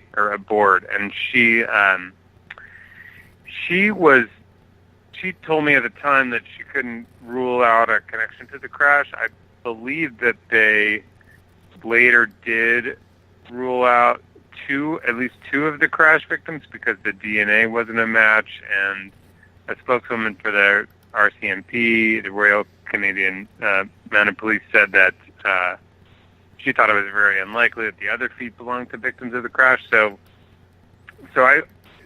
Kristen was not, to answer your question, a relative of one of the victims of the feet, but there was definitely this hope for a while that that maybe this or this theory anyway, that maybe some of the feet could belong to people who died in that crash. I don't think I ever spoke with. The thing is, they never. I don't believe that any of the names of the owners of the feet have been released to the public because, in general, if there's some privacy issues involved, right? If someone's murdered, their name is often made public in the course of an investigation because the police is asking for help in solving the investigation, and so they say this person was murdered, and this is their name. Anybody who knew them, could you contact us and tell us if they had any enemies, and so on and so forth. But when someone just dies, and there's no cause of death determined that might lead police to suspect foul play, then they don't really have any reason to release their names to the media and say, I mean, even in this case, like, it became really fascinating, right? So like, there's some public interest there, but it's just kind of like it's more of a curiosity than something that investigators would actually find useful to disseminate these names. So as far as I know, I've never seen names of any of these victims published. As a result, I never talked to any of their family members, and neither has anyone else, as far as I know. I want to go through the timeline of this, because the first one washed up on August 20th, 2007. That was on Jedediah Island in British Columbia. 6 days later, on Gabriola Island, which isn't too far off, is when the next one was found. And then we have to go to February 2008 on Valdez Island before the next foot was found. May 22nd of 2008 was a woman's right foot that was found. A man's left foot was found by two hikers floating in the water in Delta, British Columbia on Westham Island, June 16th. August 1st, near Pisht, Washington, a right foot inside a man's black size 11 shoe was discovered by a camper on the beach. That came right along the border with the Strait of Juan de Fuca. And moving on. November 11th, 2008, in Richmond, British Columbia, a known woman's left foot was found, so that would be the matching one, I believe, to the woman's foot that was found before. Then we go to 2009, almost another year. In Richmond, British Columbia, a right foot, size 8.5 Nike running shoe, was found on a beach. It was a Vancouver area man that was reported missing in January 2008. Apparently, they were able to tell he died of natural causes. That doesn't really make sense to me. And then we have to go another 9 months at Whidbey Island, Washington, then December 5th of 2010 in Tacoma, Washington, where the right foot of a still inside a boy's size 6 Ozark Trail hiking boot was found. And then we go to 2011. There were 3 found in 2011, one in False Creek in British Columbia. That's right in Vancouver, right in the main harbor. Sassamat Lake on November 4th, and then December 10th, back down in Seattle, Washington, Lake Union, where a human leg bone and foot in a black plastic bag were found under a ship canal bridge. And then we go to only one in 2012. That happened in January 26th. And it looks like human bones were found inside the sand along the water line, in a shoe, of course. That was in Vancouver.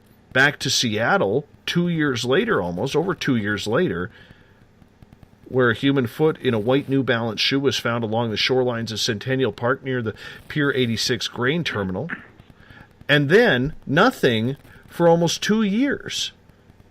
February 7th, on Vancouver Island at the Botanical Beach near Port Renfrew, found a foot in a sock and a running shoe. And then 5 days later, February 12th, a foot washed up near Port Renfrew again. That matched the one that was found earlier. So it's a strange timeline that seems to have a very strong pattern between August of 2007 and November of 2008, and then all of a sudden it slows down again. And granted, like we talked in hour number 1, Winston, that could be just coincidence because people were playing it safe or not, their bodies weren't going that missing. But to have so many in such a short span, does Does that set off, as a journalist, a red flag for you? Yeah, I mean, I think that there are people who find a lot of suspicion in the concept of coincidence, and there are other people who just see coincidence as a natural part of life. And I think the way you sort of approach some of these questions about the timing really depend on how you regard coincidence. Do you approach it suspiciously? Do you think like there's no such thing as a coincidence? Everything is connected. Everything has a meaning. Everything has an explanation. Or do you just kind of shrug your shoulders every time you come across a coincidence and say, whatever, it's a coincidence. That happens. I'm spitballing here, but I think that the timing, what I would say about the timing, these kind of clusters of discoveries, a couple things. One is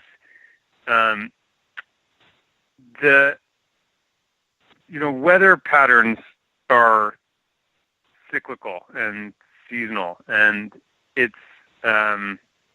entirely possible that some circulation of the ocean that's happening in one particular year is just operates such that that it traps more of these. So like, say there are feet bobbing around in oceans all over the world. Like let's just like adopt that premise for a moment.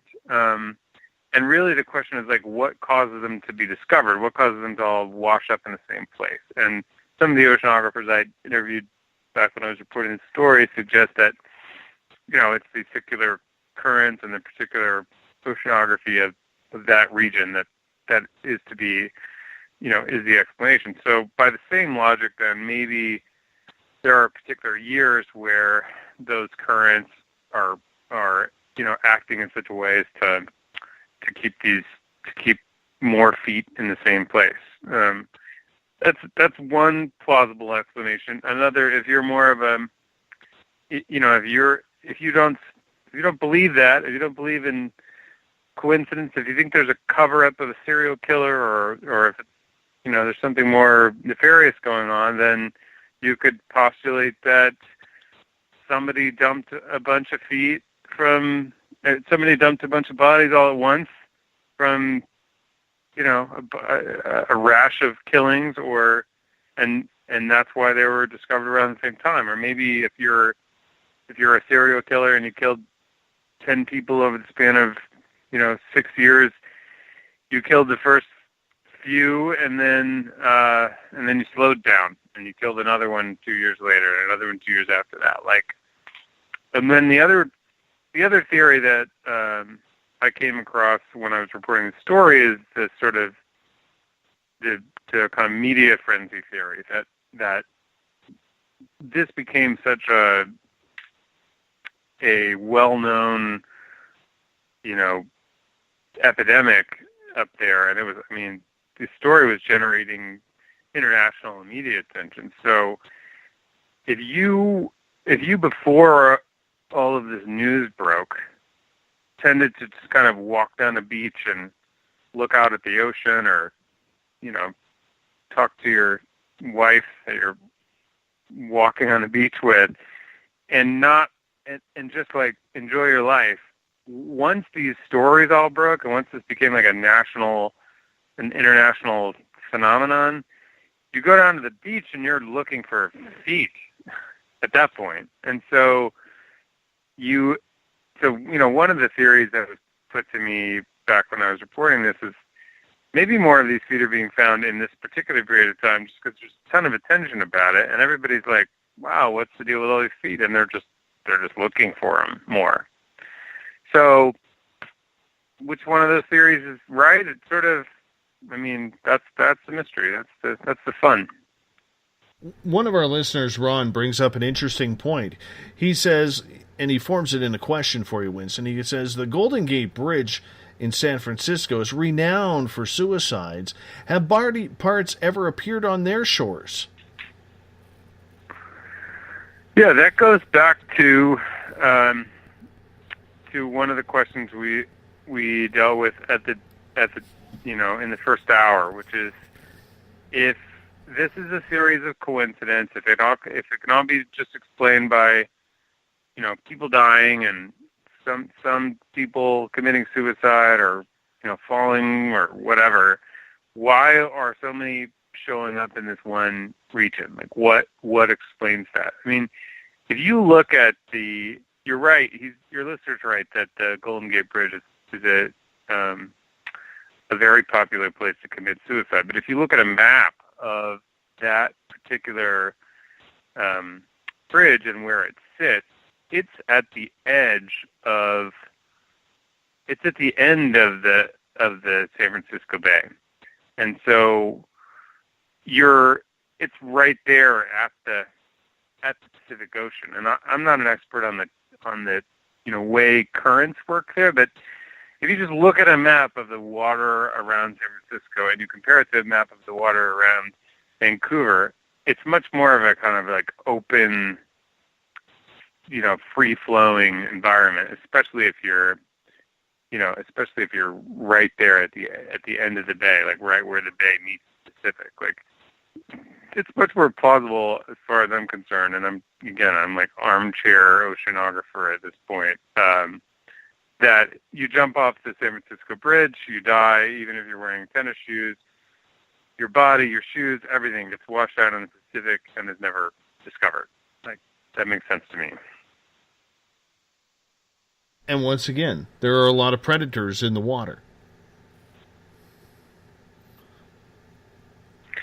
Yeah, maybe in San Francisco they've got predators that like to kiss the tennis shoes. Well, I wonder if they're sponsored. Nike, New Balance. Yeah. You mentioned a few moments ago that this is a story that really created a lot of media attention, and to this day, people are still waiting for more feet to wash up so they can report on it. Why do you think a story like this caught such an international flavor? Well, I think that let's face it, it's sad but true that people die every day, people are killed every day. Bad things happen in the world, and mostly they tend to happen in predictable ways. You died of a heart attack or cancer or even murders. Like, mostly they get solved. Mostly it's the victim's, ex-husband, ex-boyfriend. And to be blunt about it, the more kind of common the case is, the less likely people are going to be intrigued by it, right? So this is obviously special to have. It's just kind of gory, like, can you imagine walking down the beach one day and looking over and seeing a human foot encased in a tennis shoe, like, and then you pick it up and you call the cops and you say, hey, I found a foot here, and you come to realize that it's one of 11 that have washed up in the same 100-mile radius in the last 2 years. Like, that's weird. I mean, no matter how many ways you slice it, no matter how many plausible explanations for it there are, it's weird. And we're interested in weird things. I mean, that's it's the nature of being alive. Did you ever get a chance to talk to any professionals, like university scientists or anybody about that? About the psychology of it? The psychology or the decomposition? I did talk to some. Well, for example, I talked to, in 2011, I interviewed, by that point, 11 different feet, a mixture of right and left, had all washed up within 125 miles of each other. And some of them had been investigated, and there had been, I don't know if they call it an autopsy when it's just a foot, but some of them had been autopsied, for lack of a more precise word. And I did speak at the time with the Vancouver City coroner, Stephen Fonseca, who said there's no evidence of mechanical disarticulation. So they weren't sawed off, they weren't chewed off, they weren't pulled off. They just drifted away from their bodies. And I'm pretty sure that that's basically all they were looking at. You know, they were just looking for indications of foul play on the feet themselves, because without that, you don't have, again, it's a resources question, right? Like, you don't have some indication that the person's been murdered, then you can't, you know, go to your boss and ultimately go to taxpayers and say, hey, we'd like to, you know, investigate this. Like, if there's no sign of foul play, there's no sign of foul play. So it's my understanding that they basically stopped there. Like, some of them, again, have done, like, DNA tests and tried to, like, identify who the foot belonged to and maybe talk to some of the owners. But yeah, I talked to that guy, the coroner. I talked to a forensics consultant, former Toronto police detective, who was sort of more on the conspiracy theorist side of things, like more suspicious, more asking questions. I talked to some oceanographers. I obtained a report from the coroner of the province of British Columbia saying that at least in one of the cases, there was no evidence of foul play, that this guy had a history of mental illness, and that he was distraught before he left his home in Surrey in April 2007. And then I interviewed a criminologist at Simon Fraser University who suspected suicide, and she was pointing out that Vancouver has a lot of bridges, and that's a popular way to kill yourself is to jump off the bridge. But as far as like scientists, I just talked to a couple of oceanographers, I think, for both stories, to talk about like the currents, basically, and why currents in that region might be more likely to trap feet. John at #SpacedOutRadio on Twitter is asking, so the feet came off when the ankle cartilage and tendons were eaten or decomposed? Were there any cases of leg bones being attached? Not that I know of. There were no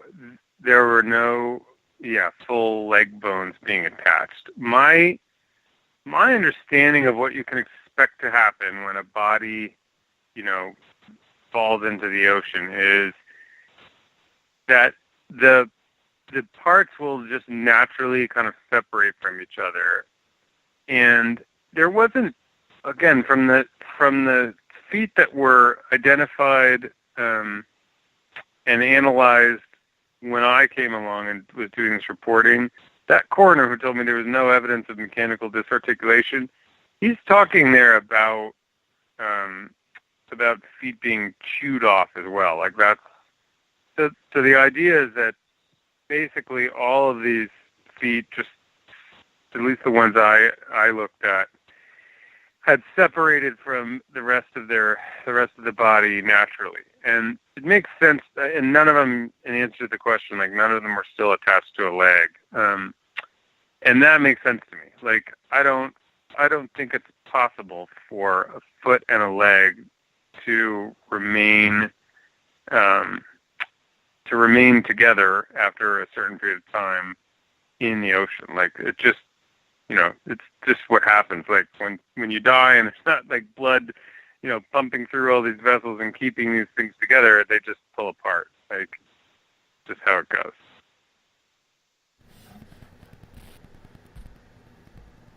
The victims are from all over the place. We know that. We know there are men, there's women, there's been children's feet washed up in, a child. You hope that is an accident that has happened. But when you look at everything in the way the investigation was conducted, do you think that whether it's police or science are missing anything to put these clues together? Because one of the ideas that I read, and this came from university entomologist from Simon Fraser University here in British Columbia, Gail Anderson, she said finding feet and not the rest of the bodies has been deemed very unusual in this case. Are you surprised that no other parts of these bodies have been found? Well, I mean, listen, I think it's absolutely fair to say that it's unusual. The reason we're on the phone, the reason I wrote these stories is because it's unusual. But I also don't think it's implausible that you would find feet and not other body parts. And the reason for that is because they're encased in tennis shoes, which preserve and mummify them, and also cause them to be buoyant and float and wind up on shore in a way that a hand or an elbow wouldn't. It would sink or just break apart into such small pieces that that you would never find it. But in answer to the question, to what extent have investigators tried to determine that, to come up with answers to these questions or explore more deeply, the answer to that question, why haven't other body parts been found? I think it's just, not to beat a dead horse, but I think that investigators, until you give them a reason to suspect foul play, until you give them a reason to suspect a connection, a serial killer, they're just not going to spend the resources to get into it very deeply. Or, if you're of the mind that that's just a cover-up, then they're covering it up, and maybe they have investigated and they just don't want to tell anybody what the results of the investigation are. I would lean more into the former camp in that case. So once again, I do want to explain, the university entomologist Gail Anderson also expressed this: decomposition may separate the foot from body because the ankle is relatively weak, and the buoyancy caused by air either inside or trapped within a shoe would allow it to float away after it has detached from the body with the body decomposition in the water. So that part scientifically makes sense. And I think you would agree with that. But once again, to reiterate the timelines that we've read off, it just doesn't make full sense that the police aren't even looking for a killer. Or maybe they are, and they just don't want us to know about it to keep the panic down from the public. Yeah, I mean, again, I think anything's possible. I think that's a possible scenario, but I also don't think that I don't think that's really. I don't think we've seen a lot of examples of police, keeping information about a killer on the loose from the public because they don't want to create a panic. I think in general, when history bears out that when police identify that there's a killer on the loose and that the public is in danger, they alert the public and release sketches of a murder suspect and go on a manhunt and do an investigation because that's their job. If you're suggesting that police are trying to avoid creating a panic, well, what does that mean exactly? Why don't police want to create a panic? Is it because they think people will run around in the streets and riot and create mayhem? What's the harm in people being afraid that there's a killer on the loose? That's just. I mean, we've had many many cases throughout history of a serial killer being identified and then sought out and then, and then looked for years until they're caught. And there's no, to my knowledge, there's no real negative consequence of having that period of a year or two where everybody knows there's a serial killer out there and it's scary, but you still tell people because you want them to help catch the guy. You want them to stop the killer. I just don't really see the logic for covering it up to keep the public from panicking.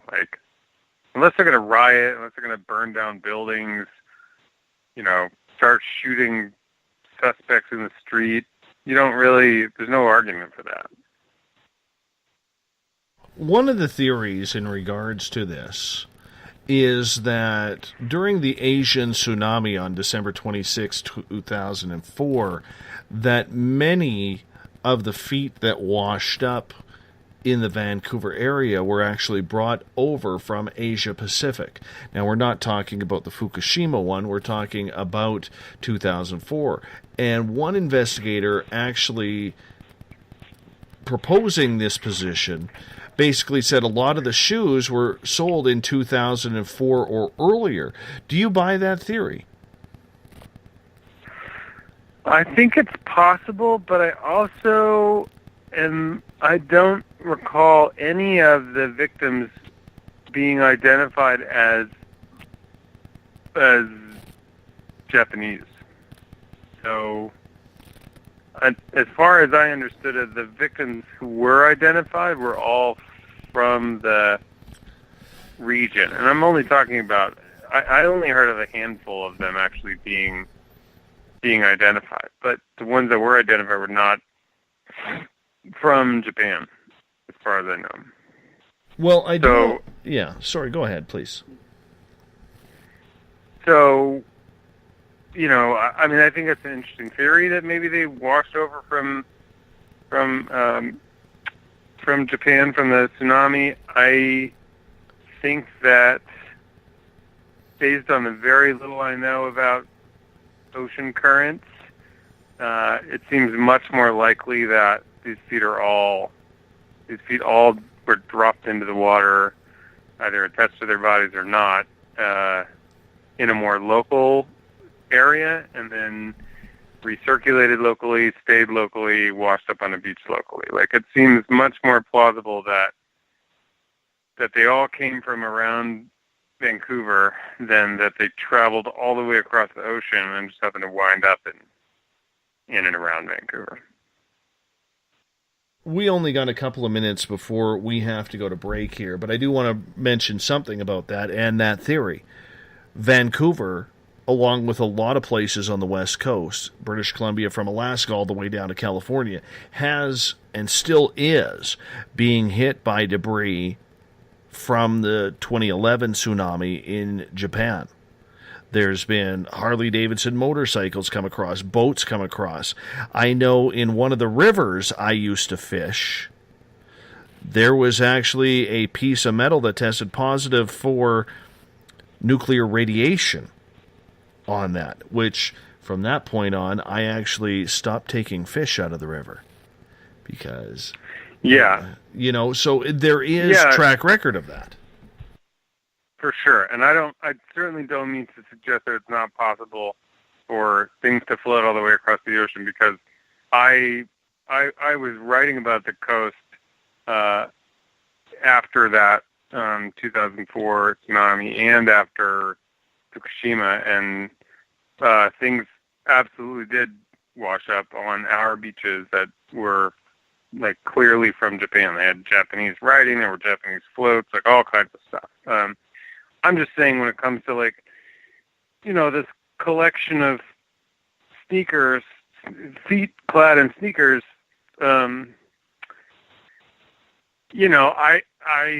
it just seems like it's more likely, it's more plausible that they all, based on what we know about the currents up there, that they all, they're all from the region, and that they, they kind of recirculated. Or maybe not from the region, maybe they were on a boat that was in the region. But, that's just, any of these things are possible, right? It's just we're all kind of sleuthing and guessing and speculating, and that's what's interesting about it. We got less than a minute here before we have to head off for break. So, Winston, I'm going to get you to hold on for just a couple of minutes here because we got to take our final break of the night on the mighty SOR. Winston Ross is our guest tonight. He's a contributing writer to Newsweek magazine. We are talking about the missing feet that are washing up in Vancouver all the way down to Tacoma, Washington. It's an interesting story indeed. We got to make sure that we get to it for one more hour here on Spaced Out Radio. During the break, make sure you check out spacedoutradio.com for a plethora of really cool offers and sites to check out. We will be back with more Spaced Out Radio right after this.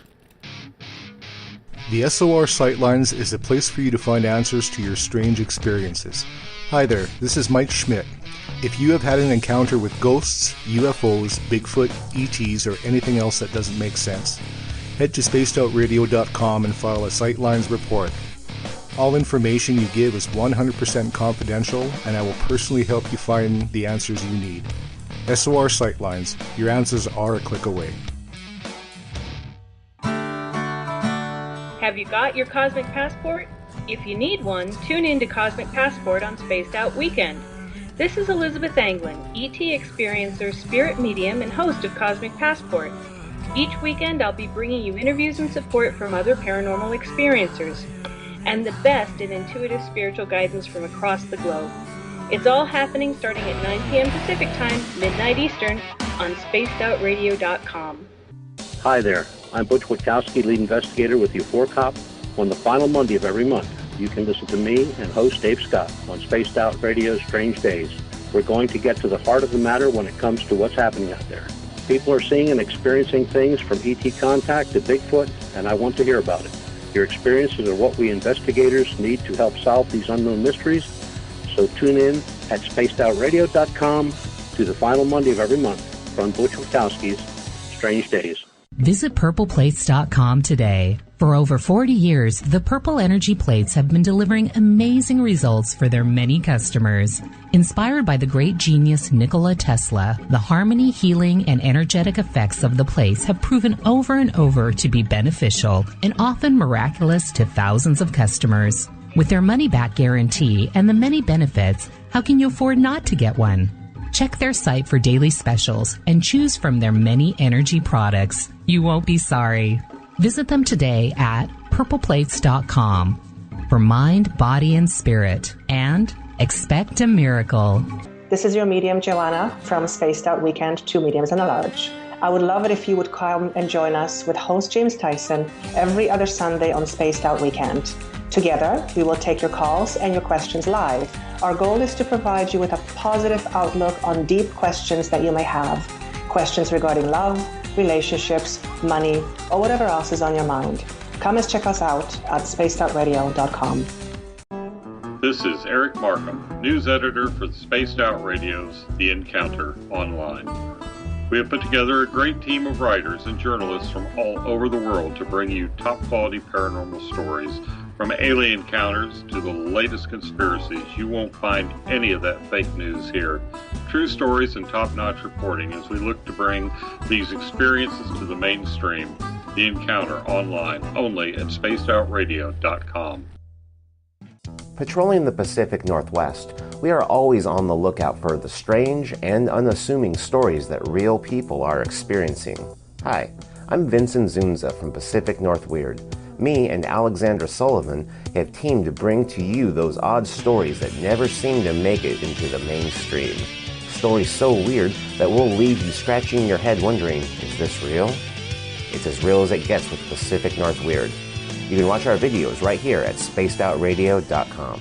Become more intimate and interactive with Spaced Out Radio. Join our Space Travelers Club with your new membership. For $5 a month, we'll provide you with special access to the website, monthly prize draws from books to psychic readings, along with monthly newsletter, private interviews, and more. Sign up today to be part of Spaced Out Radio's experience. Looking for a place to advertise at a very reasonable cost? Look no further than Spaced Out Radio.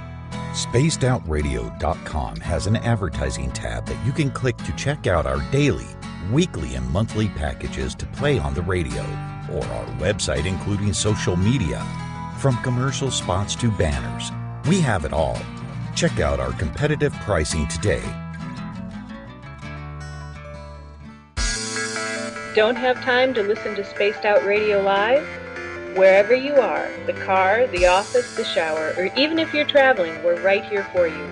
Each Spaced Out Radio show can be found on iTunes, TuneIn, and on our YouTube channel, Spaced Out Radio Show.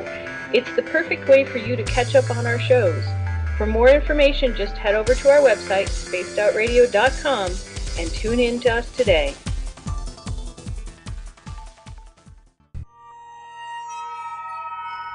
You hear footsteps in the empty room above you. A rocking chair begins rocking by itself. Don't be afraid of the things that go bump in the night. Reach for Spirit Storybox, the iPhone app the Huffington Post UK called the only ghost hunting app you will ever need. Spirit Storybox. The spirits are telling their stories. Are you listening? Strange creatures lurking in the night, the sounds of wood knocking in the forest, odd happenings right out of a fictional world. These are the reports I love. Hi there, this is author Ronald Murphy, and I would love it if you join me and Spaced Out Radio host Dave Scott the second Wednesday of every month on our journey into the unknown land of cryptozoology at spacedoutradio.com. From Mothman to Frogman and everything in between. Hey, they don't call me the crypto guru for nothing. Did you know that Spaced Out Radio runs 7 days a week? Hi, it's James Tyson from Spaced Out Weekend.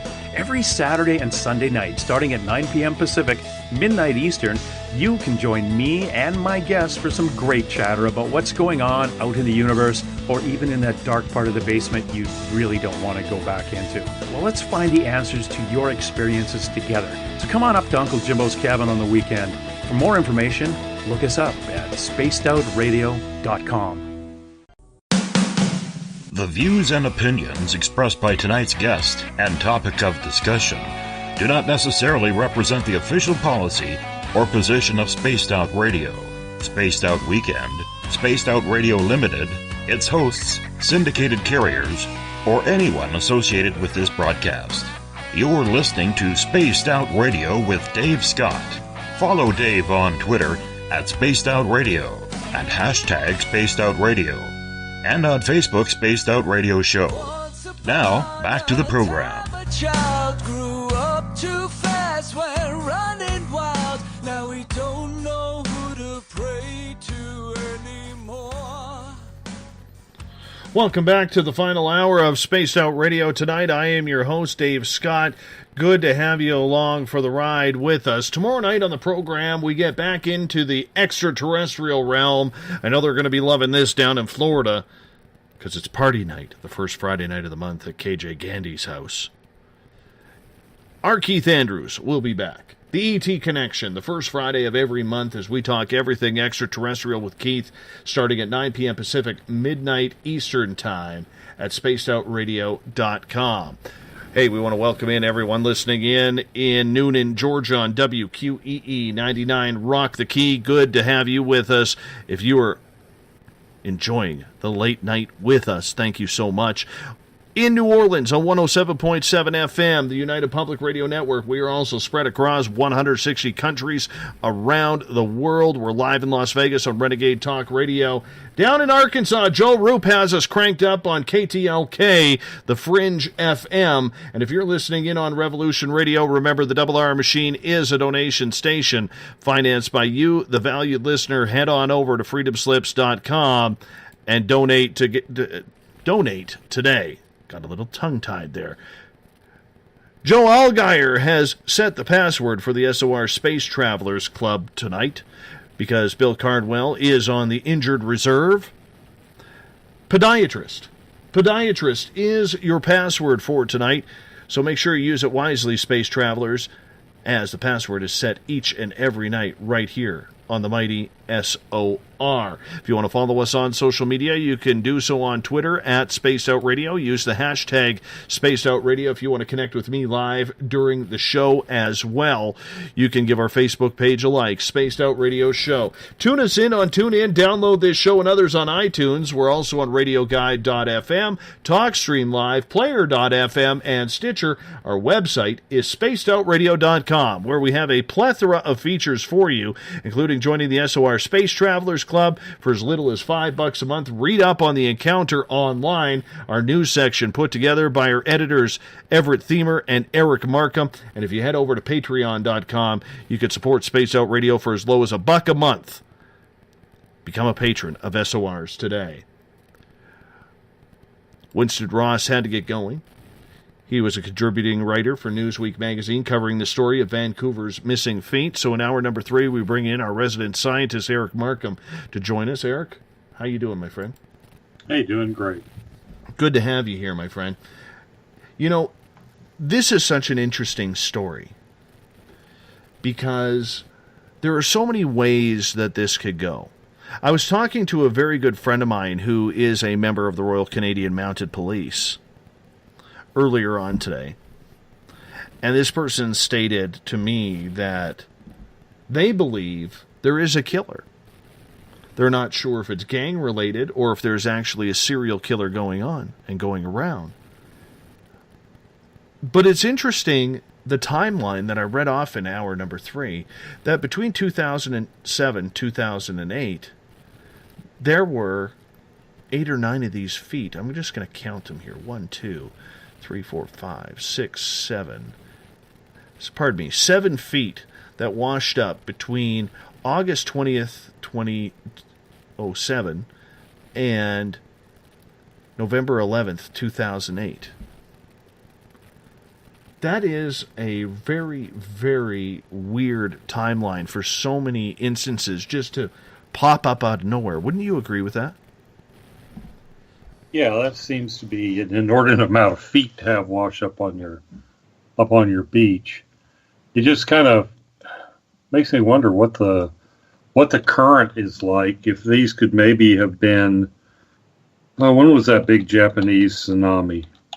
That was 2011. 2011. Okay, so that was after that. I don't know. That's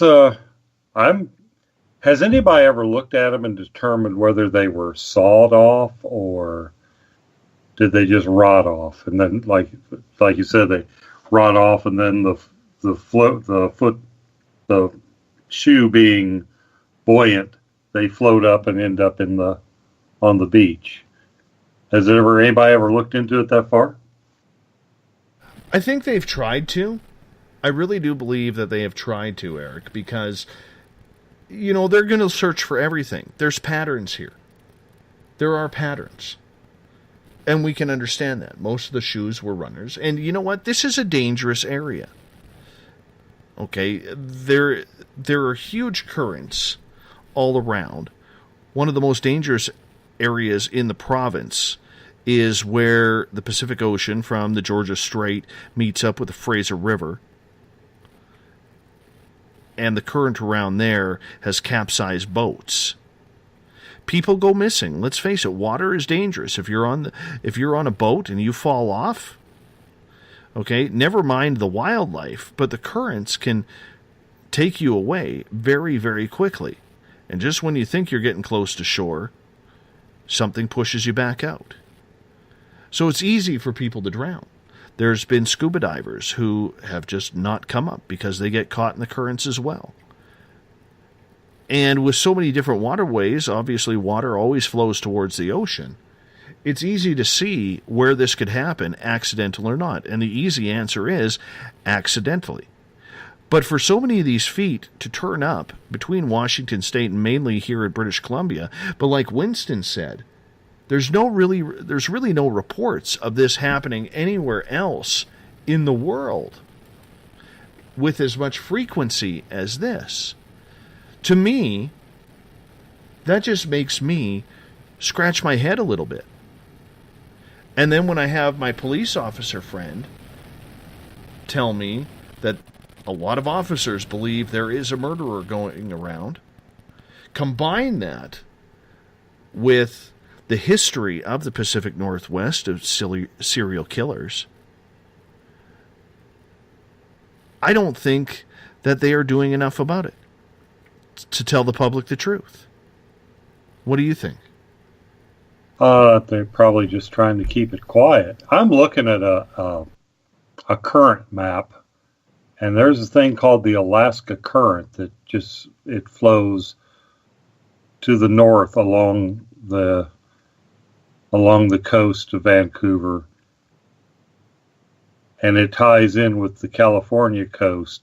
So it's entirely possible that the way the California, the North Equatorial, the California current flows, that it could be picking these things up over in Asia, these feet. It's entirely, and then they're coming across and get caught in that Alaska current, which just cycles right there along in that little pocket. If you're looking at the continental United States where Alaska sticks out and where Vancouver is, there's a current that just sits right in there in a spire. So there's no telling where these things are coming from. It might be people who screwed up one too many times with the Yakuza in Japan from the way the currents flow. I know there's a bunch of questions on here, and I know you've been listening to the show the entire night, as you do almost every single night on this program. Dennis has a question that I'm going to throw your way. He goes, there's a question of difference of size of feet of a person. Most of us are lean on our right foot. But then again, the difference in size of feet for people is still up in the air. His left foot is slightly bigger than his right because of an accident early in life. So could that be why one shoe stays in, or one foot stays in a shoe and another one doesn't? That's entirely possible. That could be, because one of my feet is like a 10.5 and the other's 11. So I have to buy, he brings up a point, you buy shoes to match, you got your biggest foot's the one you match your shoe to. So it's entirely possible. They are lace up like running shoes, though. So you'd think they'd be tight enough to, if they're laced up properly, they should be holding the foot. I didn't hear him say, have they ever matched any 2 feet? Yes. Yes. They did. Okay. Both of a woman's feet have been found. Yeah. So that has taken part there. But it's just majorly interesting, though, because, like I said, Vancouver has, because it's a port city, a large contingent of mafia. It has a large contingent of gang warfare because of the drug cartels that are in town. Marijuana, especially from British Columbia, is very sought after. I once had a police officer friend tell me that the gangs around here were able to trade BC bud straight out in international waters, straight across for cocaine or hashish, or even heroin, because BC bud is that potent. So it could be pretty much anything. I also like the idea of what one of the listeners said. I mean, Vancouver for a long time had a problem with stowaways coming over and just showing up on these decrepit boats from Asia, from China. Mainly it was from China. And these people would show up, hundreds at a time, in boats that should not have made it across the ocean, but people died on those boats coming across. And you wonder, do they throw the dead people over, and maybe those are people whose feet washed up on the shore?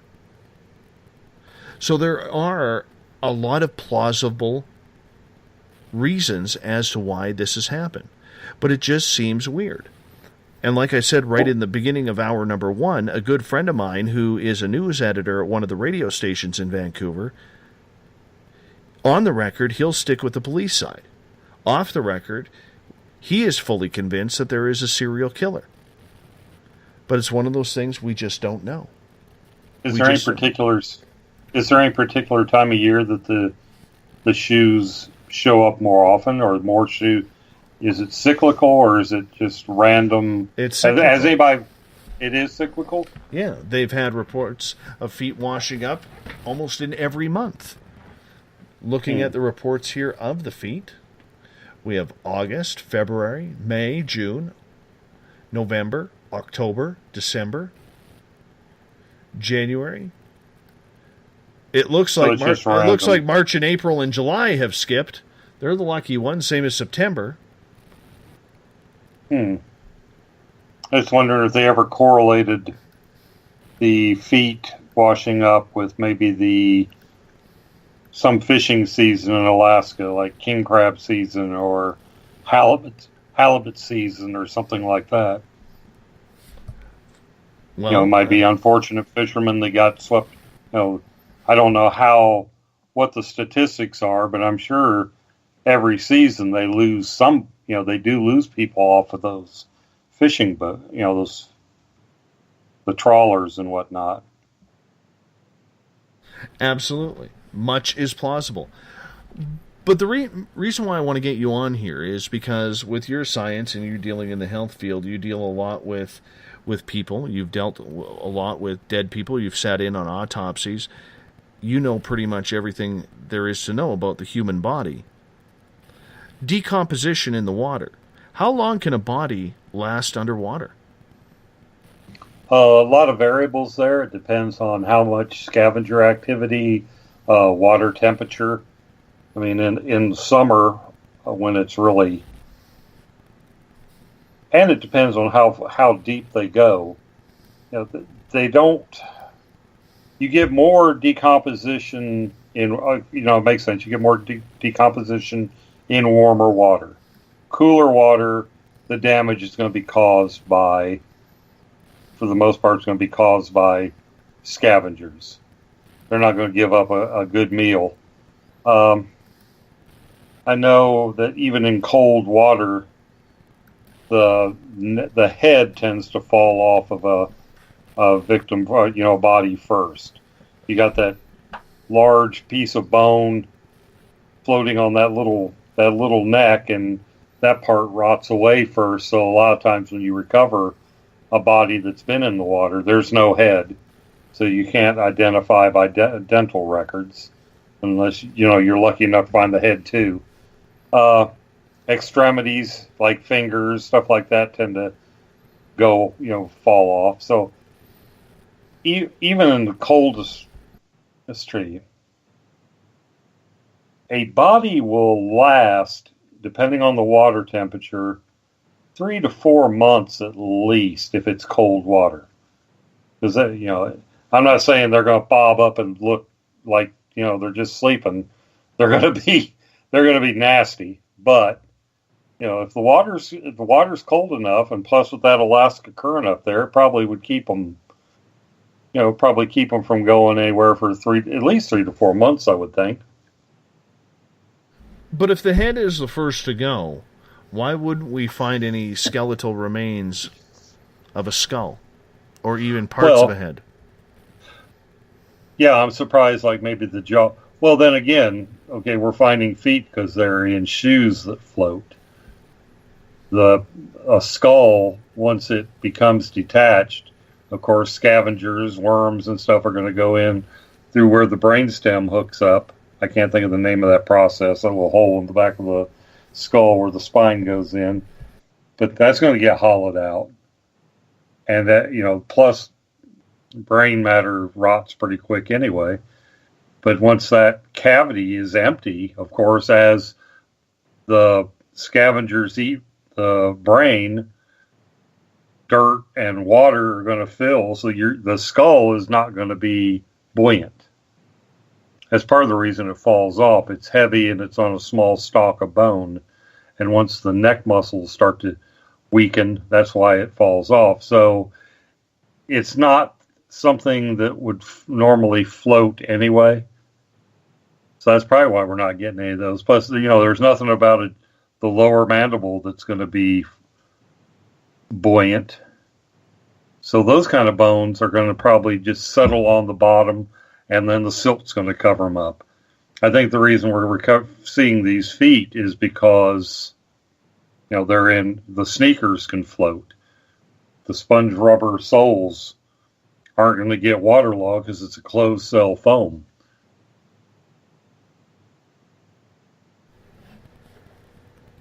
Dawn is asking, how does a body react to the salt from ocean water in regards to decomposition?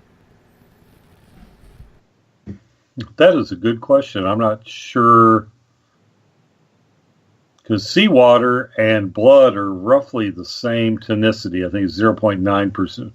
Average is like 0.9% sodium chloride. I'm just pulling this off the top of my head, but I don't think the saline content would have as much, would be as much of a factor as the water temperature. I think water temperature is your biggie there. And it tends to be awfully cold along the Pacific. Most of the scuba divers I know that do anything out in that area, they're using dry suits because the water is cold. Colder than what you'd want to use a standard open wetsuit for. So take us through the decomposition, because I think this is a big thing. You mentioned the head goes first in regards to it, and I don't mean to get morbid here, but we need to learn about this in regards to this topic. Is it the joints after the head? I'm thinking the shoulders, the elbows, the wrists, the hips, the knees, and then the torso would be the last. And I'm saying without anything predatory feeding off of the body. Yeah, your extremities are going to go after. Usually when they find a floater, the arms are the ones I've seen. The arms, we got a torso basically. The head was gone. The legs had pretty much fallen off. It was just that basic, trunk for the really bad. Sometimes, depending if they're not a lot of predators, the ligaments might hold the shoulders together. There might be an arm on it, but usually the fingers are gone. Like I said, a lot of that depends on the temperature of the water. Mm-hmm. In your opinion, then, colder temperatures, which you would see here on the Pacific coast, probably would help preserve a body more than, say, in the Gulf of Mexico? Yes. The colder water yes. You're going to have... What happens like in the summer and in warmer water is when the body bloats, the gases make it buoyant. And it flow, of course, the gas bubbles don't escape, so this body will rise. When you're in colder water, you don't get as much bloat, like they're talking, like they say, Lake Superior. The lines in that song, Superior, it said, never gives up its dead. That's because it's super cold water, and before a body decomposes enough to float, in most instances, it's already been scavenged out. Mm-hmm. How big of a role do you think natural predators make this story?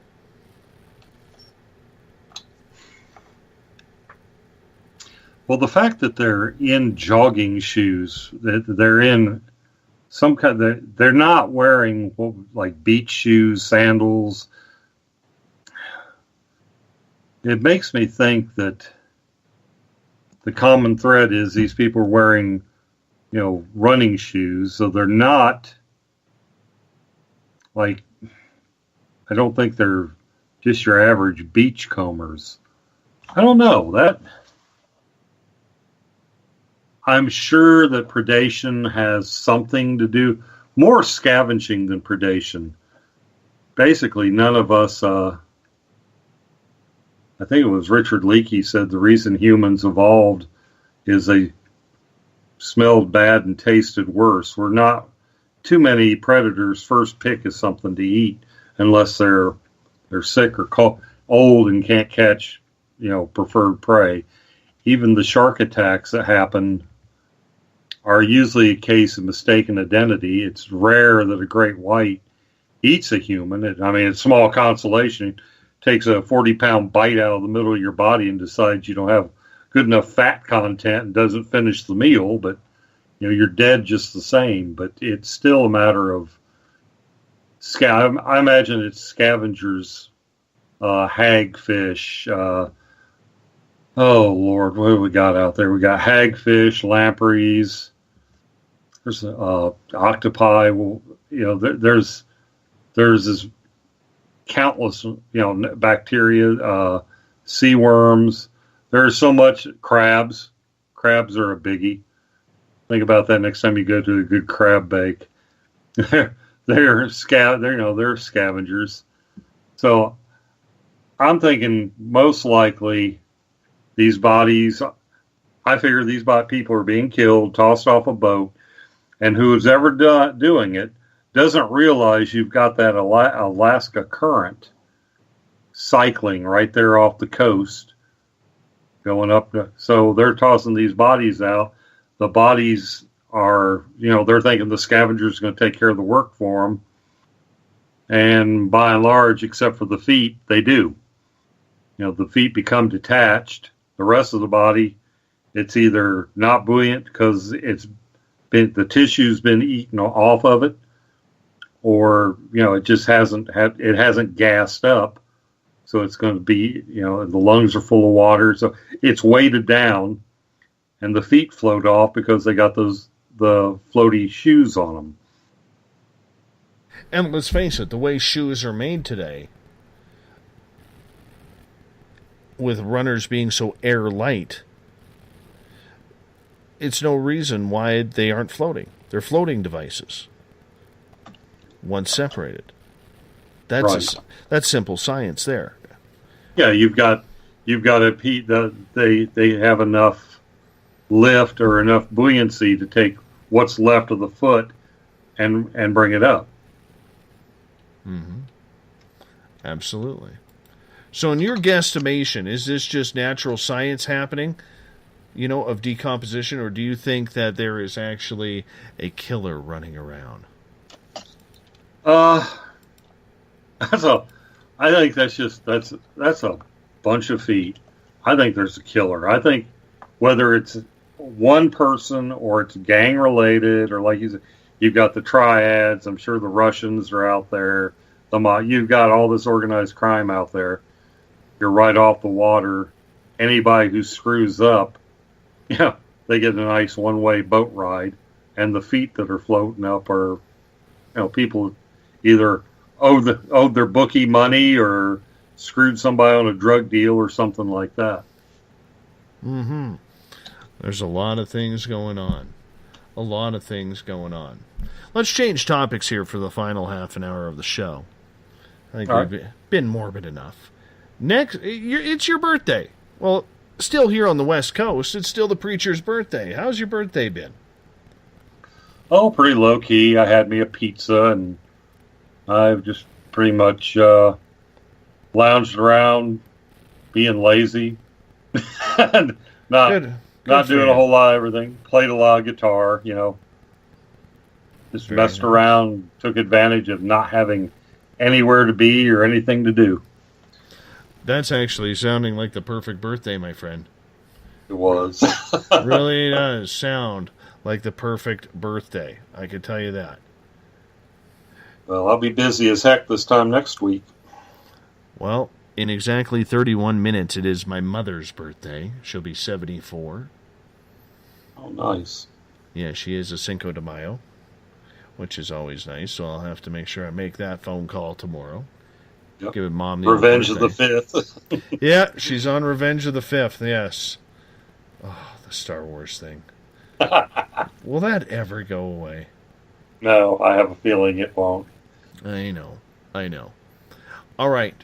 Next week, though, myself, you, Everett Thiemer from the Encounter Online, we are all finally going to get to meet each other. Finally. Yeah. We're all going to be attending the Provincetown Paracon in Provincetown, Massachusetts. Yours truly will actually be speaking. I got the noon slot.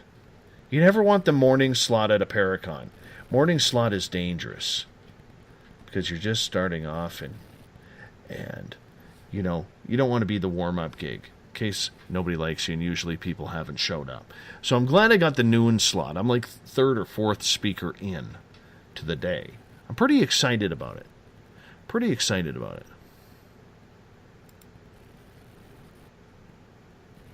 I think it's going to be a blast. I really do.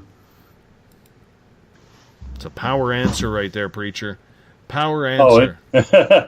No, I'm looking forward to it. I mean, it's my first Paracon, and even I'm support staff. You know, obviously the guy has a little thing around his neck that says lackey, but it's still going to be fun. Meeting, you know, we're going to meet some of the people we've interviewed, some of the people we only know by their electronic presence. So I think it's going to be a blast. I'm just trying to figure out how I'm going to prank you at Logan Airport. Well, get a haircut. That'll do it. Get a haircut. Oh, no problem. Yes, you'll be picking me up at Logan Airport in Boston, and then we'll make our trek over to Provincetown. Now, Sam Beltrusis, who has been a guest on this show, he's the one setting it up, and they got some really cool people who are coming to this. Headliners being Amy Bruni and Adam Berry. They have their own paranormal television show. You might remember Amy from the Taps show. Yes. Here's Dave speaking about paranormal media. And, of course, there's Taps members there. Do I bite my tongue or do I just roll with it? That's the big one that I want to know, man. You roll with it. I would roll with it. I don't know. I almost want to challenge him on it. What are you solving? Tell me what you're solving. Tell me what you're doing scientifically. I noticed, and maybe it's just my cynical nature, but it seemed to me that when that show was on, that if it was an inn or a restaurant or some kind of commercial enterprise that could benefit from being haunted, they tended to find more evidence. Just saying. If it was an isolated lighthouse out in the middle of nowhere that took a 4-hour boat ride to get to, not so much. But if it was a money-making endeavor, it seemed like those people were always haunted. They always found some evidence. It's like, well, we're not going to say it's haunted, but we did get some activity. Well, you just said it was haunted. So you just probably gave them about 30% boost in sales. That's why I quit watching those shows. They just seemed like they were like marketing ploys for people who had bed and breakfasts. I can understand that, and I can see that. But apparently this event is sold out, which is kind of cool. You know, and I'm just glad to be a part of it, because this is Sam's first one that he's putting on. And it runs next weekend, the 12th to the 14th. So if you're on the East Coast and looking for something to do, that is the place to be. And you definitely want to come meet. I want to meet you guys. So if you guys are interested in coming on out to the Paracon, I want to meet you. I think it'd be kind of cool. But this is one thing I do want to do, because I've never really been to the East Coast. I've never seen the Atlantic Ocean, as sad as that sounds. I'll be 44 this month and never seen the Atlantic Ocean. So one of the things that I actually want to do is I want to go see it, number one. But number two, I hear there's some really good lobster around that area. I want to eat a lobster. I want to dig right in. When you snap the tail off, I think it's the liver. They call it the mustard, and some people say that's a delicacy. If you snap that tail off wrong, get that green crap all over your lobster, as far as I'm concerned, you've ruined it. Last time I did it, I had to take it into the men's room and use the water in the sink to get that crap off of it. I like it better as a lobster roll or something where it's already prepared. There's a lot of effort going into eating a lobster. It's worth it, though. Oh my God, it's good. I'll let them shuck it first. I'll let them shuck it. Yes, my speech will be on paranormal media. It's a lot harder to write about than what you think. It's a lot harder. I imagine, because I'm trying to get mine together for Science and the Paranormal for Eric Cooper's. And there's so many avenues you can take it. And so I'm having to resist the temptation of being overly scientific and dry. I'm trying to make it something that anybody who listens is going to get something out of it. And it's tough. How long is it going to be 90 minutes or? I got 60 minutes. Traveling 3,500 miles for 60 minutes. Wow. It's going to be a lot of fun, man. It's going to be a lot of fun. It really is. So just you, me, and Everett getting together is going to be worth the trip, I think. Absolutely. Unless, we all get in the same room and absolutely can't stand each other. Well, that is something that may happen. That is something that may happen. I will say this. Looking at the lineup here, it's mainly all paranormal. And here they have old Dave who, is 50-50. I'm on the fence with the paranormal. But they got some good people. They got some really good people going in. We check in on Friday, the Provincetown Inn, and we go from there. Big VIP bash, the Mayflower Room. Greg Newkirk and Dana Matthews will be there from Planet Weird, bringing their traveling museum of the paranormal and the occult. That would be kind of cool to see. Saturday is the lectures. I'm the fourth speaker. And I'm talking paranormal journalism. And then it's lunchtime. Total lunchtime. I'm going to go pig out somewhere. Hopefully I can find a McDonald's because I haven't had a Big Mac in a long time. That was one of the most popular things to do when the Nimitz pulled into, what was it? Coastal French port. It's the Lucerne? No, that's Italy. Anyhow, everybody wanted to jump on the train, ride into Nice because at that time, Nice, France was like one of the few McDonald's in Europe. So that was everybody's big ambition was to jump. I wanted to go see the Louvre and some of the other stuff, but almost all those guys were like, I'm going to go to Nice and get a Big Mac or a large deluxe, however they pronounce it. A Royale with cheese. Yeah, something like a Royale. Exactly. Royale. Exactly. Yeah, I'm wondering how I'm going to fit in here because looking at the lineup, okay, they have Psychic Medium, Paranormal Investigator. Then they have Provincetown Murders with Sandra Lee. That would be interesting.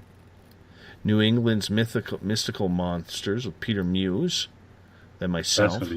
Then Sam Baltrusis, 13 Most Haunted. We've had him on the show talking about that. John Brightman from the Bridgewater Triangle. That is going to be cool. We got to watch that. I want to listen to that one.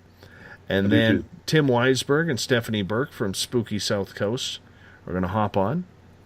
And then Adam Berry and Amy Bruni from Kindred Spirits on TLC. And the Ghost Hunters. They're going to tell us how to prove things are haunted. Yeah, I think we better skip that one just to keep from pulling a Mystery Science 3000 on them. Mystery Science Theater 3000, where they make the snarky comments. we're gonna, you know what? We're gonna have to borrow some snark from all the guys at Spaced Out Radio on Twitter at hashtag Spaced Out Radio, because they bring some good games sometimes. Sometimes I got to rough them up a little bit, you know, and get them feeling, you know, tell them to bring their A game. But 9 times out of 10, they're right on the ball. We're gonna have to get some pre-ordered lines from them on, you know, giving us some good snark, getting ready for this conference. You know, so this will be our first and our last Paracon. We may never be invited back. We may never be invited back. You know, but that's okay. That's okay, because Sam's a good guy. I'm sure he would invite us back. It's going to go really good. Going to go really good. Speaking of Paracons, and we'll get back to the Provincetown here in a little bit. The Spaced Out Radio Paracon is coming around September 29th through October 1st, a 3-day event where we got things happening every day. I got to give you all a little bit of a lineup because I've designed the lineup. I still need 2 speakers. Preacher, you may be one. I might just get you to fill in. Okay. Yeah, I know you'll be tough on that. Saturday night, or make that Friday night when we start, Lorian Fenton, who's been a guest on this show, she's coming up from California to talk about conspiracy and UFOs, what the government is hiding. And then after that, we're going to go to a live Spaced Out Radio show from the Spruce Hills Resort, where we'll be holding the event in the 108 Mile Ranch area of British Columbia. Followed, if you don't want to take in the radio show, because I do have a face for radio, Samantha Mowat will be doing a UFO Skywatch that night, weather permitting, of course. Saturday morning, we're still trying to fill, and then Mike Morin from Canadian Paranormal Investigations.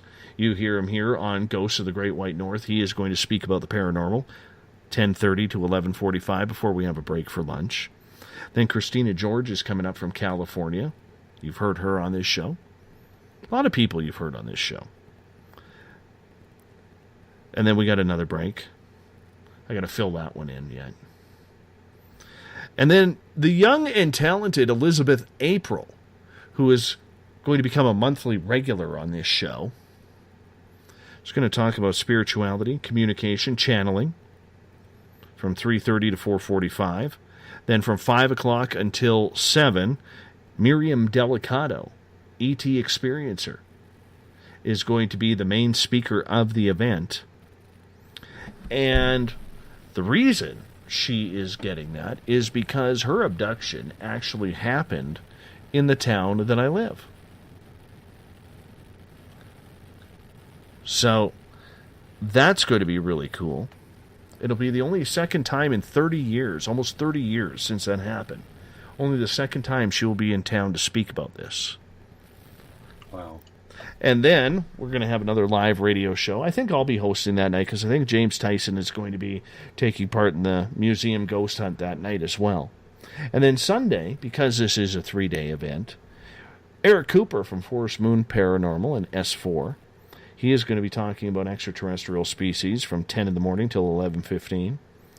Joanna Banca from Two Mediums and a Large, Joanna the Medium, will also be talking about psychic ability, spirituality, from 11:30 to 12:45. Then Samantha Mowat at 2 o'clock to 3:15. And then the crypto guru, Ronald Murphy, traveling all the way from Pennsylvania to make it to our Paracon. He wraps things up before we do a roundtable wrap-up and then another ghost hunt and live radio show. So that is our weekend that we have planned. I just got to find 2 more speakers. Here's the funny part about it, British Columbia has a lot of Bigfoot stories. I've gone to like 4 or 5 different British Columbia-based Bigfoot groups. And I said, do you guys want to come on? Somebody, who should I talk to about coming up and speaking at this event? I want someone from British Columbia to do that.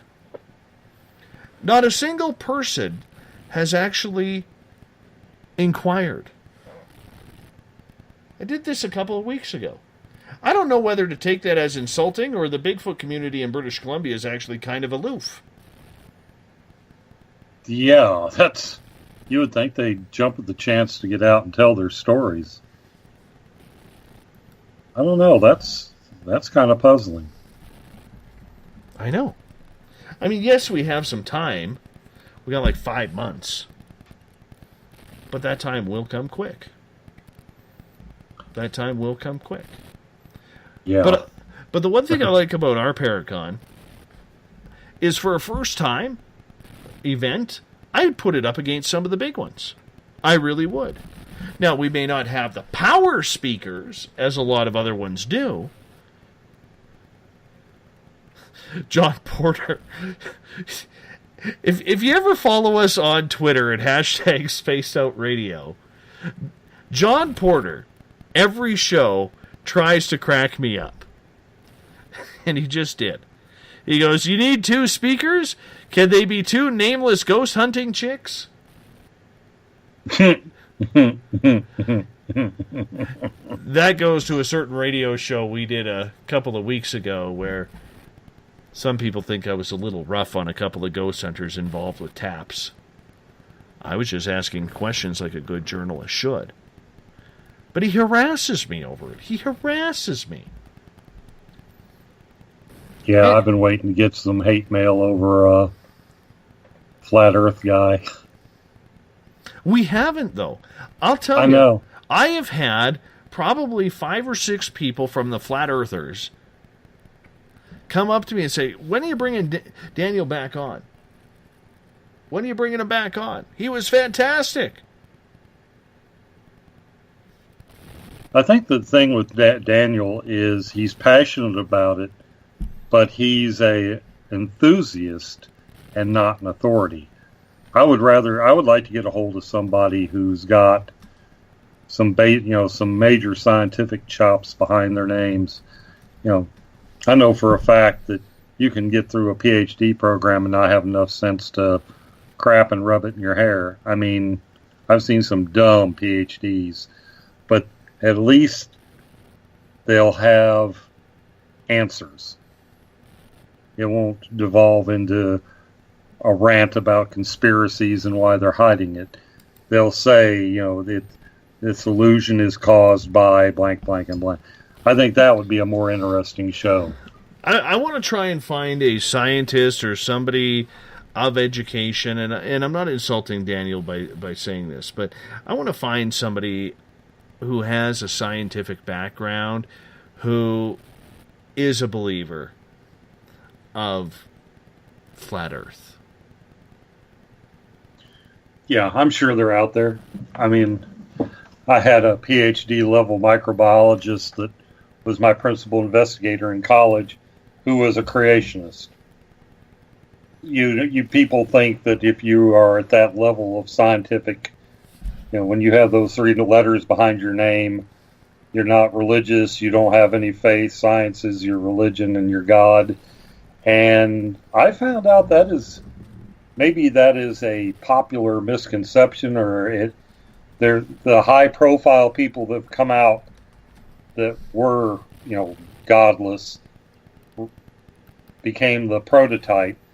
But most of the people I knew, most of the professors I knew in college were deeply spiritual, and some of them were downright religious and kind of like fundamentalist religion, like the Bible says that it's true types.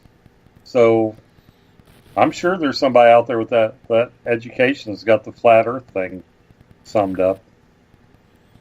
I don't know. But there's a lot of interest about it. We may have to go back there one time. I'll start looking. I'd like to do that again, to be honest with you. I'd like to do that again. Let's just try it. Would be nice. Let's just try it out. Just get somebody who's more, like I said, not putting the guy down, but there's a difference between an adherent or an enthusiast and an authority. And I think the next time we do that, we cover that, we need to get an authority. Somebody that's actually got some chops behind them. For sure. Absolutely. Back to the Paracon. You are going to be picking me up at the airport, right? You're not going to forget about me? Oh, let's see. When is that? The 12th you fly in? Oh. No, for those that don't know, we have meetings and I have calendar pages that I write in guests and in big, bold letters, highlighted with yellow, Dave's flight, Boston, Logan, and the time. Nice. So what I've been doing is looking at the routes to go. I'm planning on leaving probably Wednesday night. Yes, because you're driving out. I drive. Do you know if I'm picking up Everett too, no idea. I guess we need to. He's still find out. He's still debating. He's got a few days to do it yet. He's got a few days. This is from Eric at hashtag Spaced Out Radio, going into my Paracon speech. He says, Dave, your opening statement must be a retraction of your belief in abduction, UFOs, and Bigfoot, followed by your confession of being a chronic liar, and then you smile and wait for the laughter. Boom, the ice is open, or the ice is broken. That might be a good way to go. That might be a very good way to go. That or just with the most serious, just downright serious, level voice you can manage, look at the crowd and say, Soylent Green is made from people. The hell is Soylent Green? That's an old classic sci-fi. It was Edgar G. Robinson's last movie. Charlton Heston's in it. And it's one of those post-apocalyptic overpopulation things. And everybody ate these little blocks and they were called Soylent and there was different colors. Well, the most popular one and the hardest one to get a hold of was Soylent Green. And it turns out that Soylent Green was recycled dead people. In the last scene of the movie, Charlton Heston's being carried away and he's yelling on top of his lungs, Soylent Green is made from people. We're eating people. It's one of those 60s things, I guess. But it's considered a cult classic. It's a well-done movie. It just obviously got that late 60s, early 70s vibe to it. The cinematography, the acting, and everything. But it was pretty funny. In retrospect, watching it now, it's funny. John wants me to say my speech in my hockey skates so they know I'm Canadian. Oh. I thought you were going to wear your hockey jersey with the big maple leaf on the front. Oh, hell no. Oh, no, hell no. I'm not a Maple Leaf fan. Maybe a Team Canada jersey. I got one of those. I'm actually in an eBay auction for a Canucks jersey. Why? They should be paying you to buy that. Yeah, just you always mention them, and I thought that'd be my bit of Canadabilia. Canadabilia. There's a new word. That's why we love you, Americans. You keep making up new language as we go. You just do it on the fly. Yeah. You do it on the fly. That was one of my favorite quotes from the late Alistair Cook. He said the English and the Americans were they were a people divided by a common language. Wow. We only got like a couple minutes left, Preacher. That's a quick hour. Very quick hour.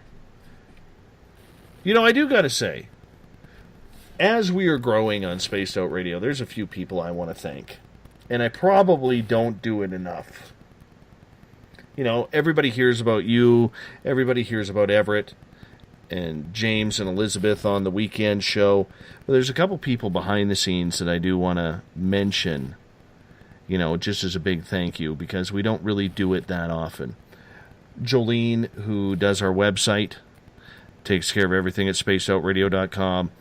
You know, she pushes herself to the limit to try and make things happen.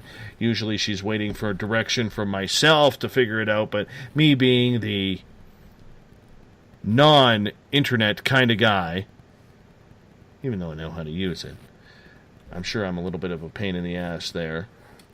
You know, we have new member of our team, Catherine James, who is starting to do a great job with our social media on Facebook, on Twitter. Got to get her getting up to speed on our Instagram, because I don't understand Instagram. I just don't get it. Maybe it's just me. I just don't get Instagram.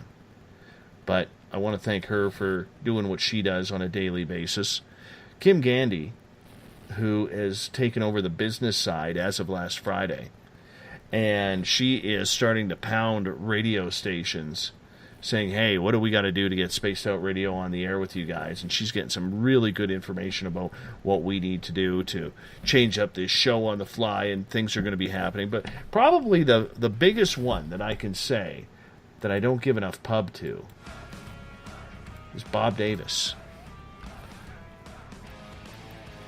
He's the guy who voices all the commercials coming out of the intros, you know, the intro right at the beginning before I come on the air, and, you know, coming out of the commercial breaks. He's got that killer radio voice. Killer radio voice. And I want to say thanks, buddy. Thanks, Bob. You're a good dude for doing that, you know. And we got a lot of people out there supporting things. Supporting everything that we do. Really appreciate that. You know, we are growing bigger, we're growing better every single day. I see new people around. At Hiley Hatfield, there's a new person following us. Thank you so much.